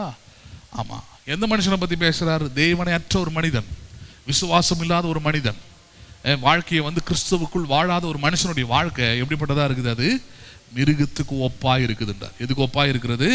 ஆமாம், மிருகமும் இருக்கிற வரைக்கும் ஓடுது, ஆடுது, பாடுது, சத்தம் போடுது, கொலைக்குது, சாப்பிடுது, தூங்குது, இதே வேலையை பண்ணிட்டு அப்புறம் என்ன பண்ணுது? அது ஜீவனை விட்டு செத்து போகுது. மனுஷனும் அப்படியே தான் இருக்கிறான்றார். வேலைக்கு போகிறான், ஒடியாரான், சாப்பிட்றான், சேர்த்து வைக்கிறான், அப்புறம் என்ன பண்ணுறான்? ஜீவனை விட்டு செத்து போகிறான். கடவுளை நினைக்கிறதே இல்லை, கடவுள் எதுக்காக இந்த வாழ்க்கை தந்தார்னு யோசிக்கிறதே இல்லை, இந்த வாழ்க்கையோடைய மிகப்பெரிய மேன்மையை மகிழ்ச்சியாய் இருப்பதுன்றது என்ன பண்ணுறது அவன் எண்ணுவதே இல்லை. பேசுறது புரியுதுங்களா அவங்களுக்கு? மகிழ்ச்சியாக இருக்கிறது தான் டார்கெட் அவன் நினைக்கிறது இல்லை. பிசாசு என்ன பண்ணிடுறான்? மைண்டை மிருகம் மாதிரி மாற்றிடுறான். இப்போ மிருகத்தை ஒரு நாயை கொண்டு வளர்க்குறீங்கன்னா அதுக்கு அதிகபட்சமான ஒரு சந்தோஷமான தருணம் எதுவாக இருக்குன்னா அதுக்கு பிடிச்ச சாப்பாடு சாப்பிட்றது தான். இதுதான் அதுக்கு பிடிச்ச சாப்பிட்றது தான் இருக்குமே தவிர அதை தவிர்த்து வேற ஒரு சந்தோஷம் அதுக்கு உலகத்தில் இல்லை. ஆனால் மனுஷன் அப்படி இல்லை. மனுஷன் எதில் சந்தோஷப்படுறான்? அதான் பின்ன நாட்களில் பார்க்க போகிறோம். இன்றைக்கும் கொஞ்சம் பார்க்க போகிறோம். அதை என்னது அது? அவன் யாருடைய சாயலில் உருவாக்கப்பட்டானோ அந்த சாயலில் இருக்கிற தேவனோடு கூட இருக்கிற ஐக்கியத்தையும் அவருடைய அறிவையும் அவருடைய ஞானத்தையும் பகிர்ந்து கொள்ளும் போது தான் அவனுக்குள்ள என்ன வருகிறது? உண்மையான மகிழ்ச்சி, சந்தோஷம், அந்த திருப்தி எல்லாமே அவனுக்கு வருது.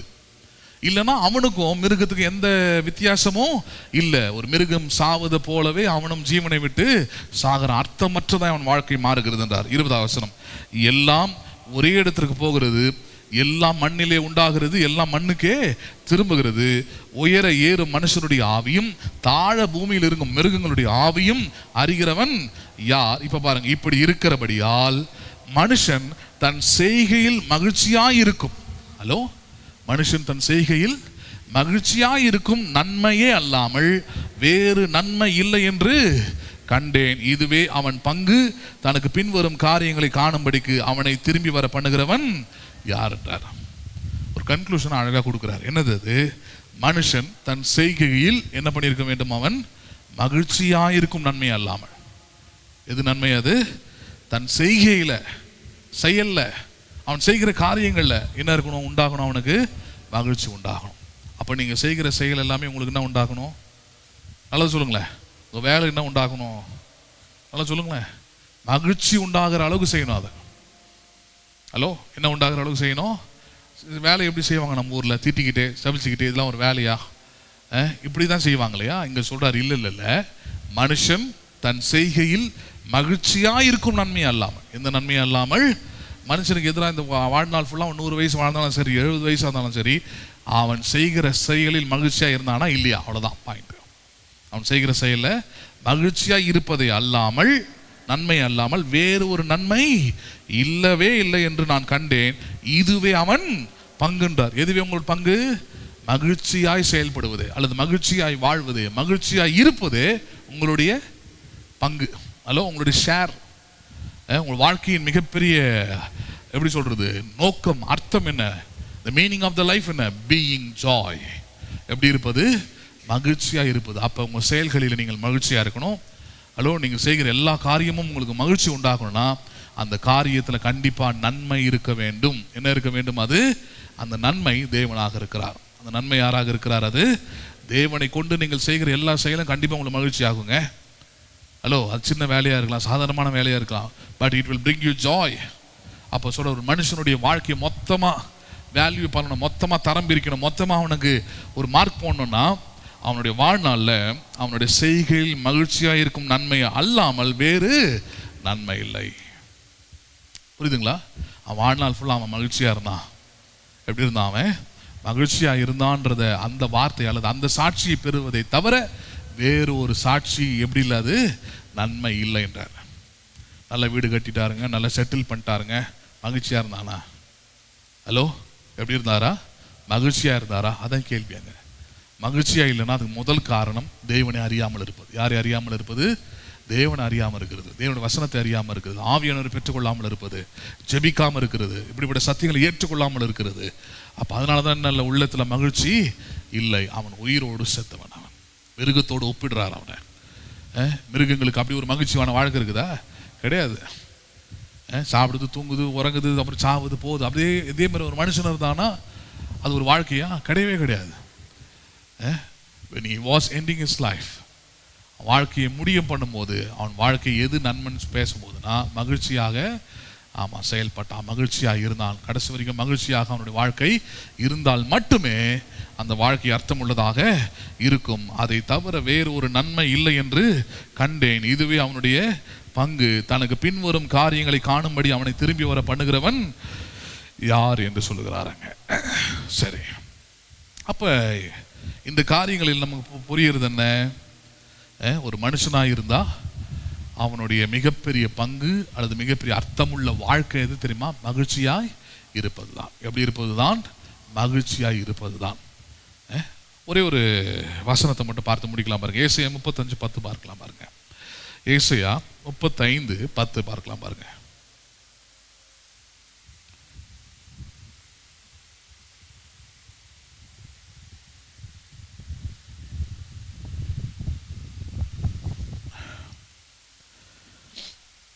ஏசாயா 35:10 பாருங்க.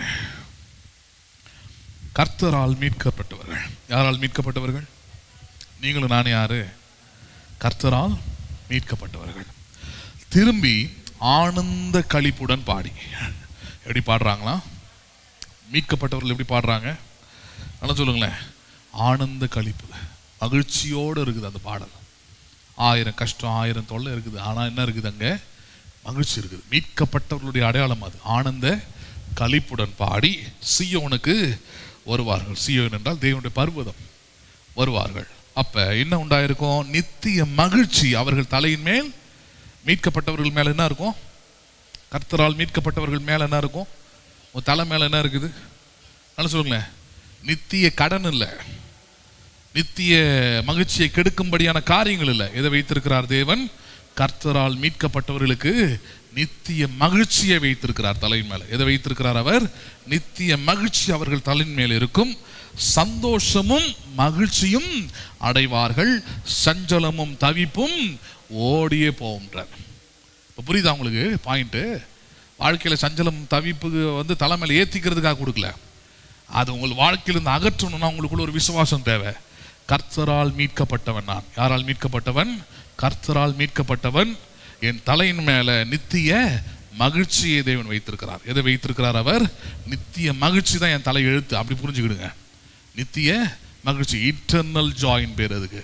நித்திய மகிழ்ச்சி என் தலை எழுத்து. சந்தோஷமும் மகிழ்ச்சியும் அடைவார்கள். என்ன அடைவார்கள் அவர்கள்? நல்லா சொல்லுங்களேன். எந்த சூழ்நிலையிலும் நான் சொல்றேன், எந்த சூழ்நிலையிலும், எப்பேற்பட்ட சூழ்நிலையில் நான் சொல்றேன், அழுகின் பள்ளத்தாக்கில் ஒருவன் நடந்து அதை என்ன பண்ணுவார்கள் அவர்கள்? நீரூற்றாக்கி கொள்வார்கள். நீரூற்றில் அழுது புலம்பின்னு இருக்க மாட்டாங்க. நீரூற்றில் எப்படி இருப்பார்கள் அவர்கள்? நித்திய மகிழ்ச்சி தலையில் இருக்கிற மாதிரி தான் இருப்பாங்க. ஆனந்த களிப்புள்ளதோடு தான் தேவனை பாடுவார்கள். சொல்றாரு, கர்த்தரால் மீட்கப்பட்டவர்கள் நித்திய மகிழ்ச்சி அவர்கள் தலையின் மேல் இருக்கும். சந்தோஷமும் மகிழ்ச்சியும் அடைவார்கள், சஞ்சலமும் தவிப்பும் என்ன ஆகும்? அங்கு ஓடியே போகின்றார். என்ன ஆகும் அது? ஆமா. அப்போ உங்க வாழ்க்கையில நிரந்தரமாய் தேவன் வைத்திருப்பது என்னது? நித்திய மகிழ்ச்சி. என்ன மகிழ்ச்சி அது? நித்திய மகிழ்ச்சி. என்ன அடைவீங்கன்னு சொல்லி இருக்குது? சந்தோஷமும் மகிழ்ச்சியும் அடைவீர்கள். என்ன அடைவீர்கள் நீங்கள்? பிசாசு எப்பேற்பட்ட துன்பங்களை கொண்டு வந்தான், சவால்களை கொண்டு வந்தாலும், உங்கள் மகிழ்ச்சிக்கு எதிராக அவன் போராடினாலும் உங்களுக்கான வாக்குறுதி என்ன? வாக்குத்தத்தம் என்ன? கர்த்தரால் மீட்கப்பட்டவர்களுக்கு நித்திய மகிழ்ச்சியும் சந்தோஷமும் மகிழ்ச்சியும் அடைவீர்கள். நம்புறீங்களா நீங்க? சந்தோஷமும் மகிழ்ச்சியும் அடைவீர்கள், சஞ்சலமும் தவிப்பும் ஓடியே போவோம். ஏன்னா அதுதான் மகிழ்ச்சியை கெடுக்குது. இது எந்த காரியமாக வேணா இருக்கலாம், சஞ்சலப்படுத்துது, ஓடி போவோம். அது நிலைத்திருக்காது, எனக்கு முன்னாடி நிற்காது, உங்களுக்கு முன்னாடி நிற்காது. கர்த்தரால் மீட்கப்பட்டவர்களுக்கு முன்பதாக சஞ்சலமும் தவிப்பும் நிற்காது, மகிழ்ச்சி தான் நிற்கும். இதுதான் நிற்கும் அது. அப்போ கர்த்தரை தேடுகிற நீங்கள், கர்த்தரால் மீட்கப்பட்டவர்கள் என்று விசுவாசிக்கிற நீங்கள் நம்ப வேண்டியது என்னது? நான் சஞ்சலமும் தவிப்பும் என் தலையின் மேலே இல்லை. நான் கர்த்தரால் மீட்கப்பட்டவன். என் தலையின் மேலே நித்திய மகிழ்ச்சியை வைத்திருக்கிறார். நம்புறீங்களா நீங்க? மகிழ்ச்சியும் சந்தோஷமும் எனக்கு உண்டாயிருக்கும். எது உண்டாயிருக்கும்? மகிழ்ச்சியும் சந்தோஷமும் உண்டாயிருக்கும். எல்லா சஞ்சலமும் தவிப்பும் என் குடும்பத்தை விட்டு, சபையை விட்டு, ஊழியத்தை விட்டு, தேசத்தை விட்டு, என் வேலையை விட்டு ஓடியே போகும். இன்னைக்கு எதுலாம் சஞ்சலத்தை உண்டாகுது? எங்கெங்கெல்லாம் நீங்க சஞ்சலப்படுறீங்க, நான் சொல்றேன், அங்கெல்லாம் கர்த்தரால் மீட்கப்பட்டவர்களுக்கு நித்திய மகிழ்ச்சி உண்டாகும். அப்ப நீங்க மகிழ்ச்சியா இருக்கிறது தான் கடவுள் விரும்புகிறார். நீங்கள் எப்படி இருக்கிறது தான் கடவுள் விரும்புகிறார். நீங்கள் மகிழ்ச்சியா இருப்பதான் கடவுள் விரும்புகிறார். அப்ப கர்த்தருக்குள் மகிழ்ச்சியா இருப்பது உங்களுடைய பலன். அதுதான் தேவன் உங்களுக்காக வைத்திருக்கிற காலம். நம்புறீங்களா நீங்க? நல்ல காலம் அது. ஒவ்வொன்றுக்கும் ஒரு காலம்ன்றது மகிழ்ச்சிக்கு ஒரு காலம் உண்டு இல்லை. எல்லா நேரத்திலும் தேவனுக்குள், கர்த்தருக்குள் நான் சந்தோஷமாய் இருப்பேன் என்பது நம்முடைய காலம். நம்புறீங்களா நீங்க? அதை எல்லாரும் எழுதுன்னு இருப்போம்.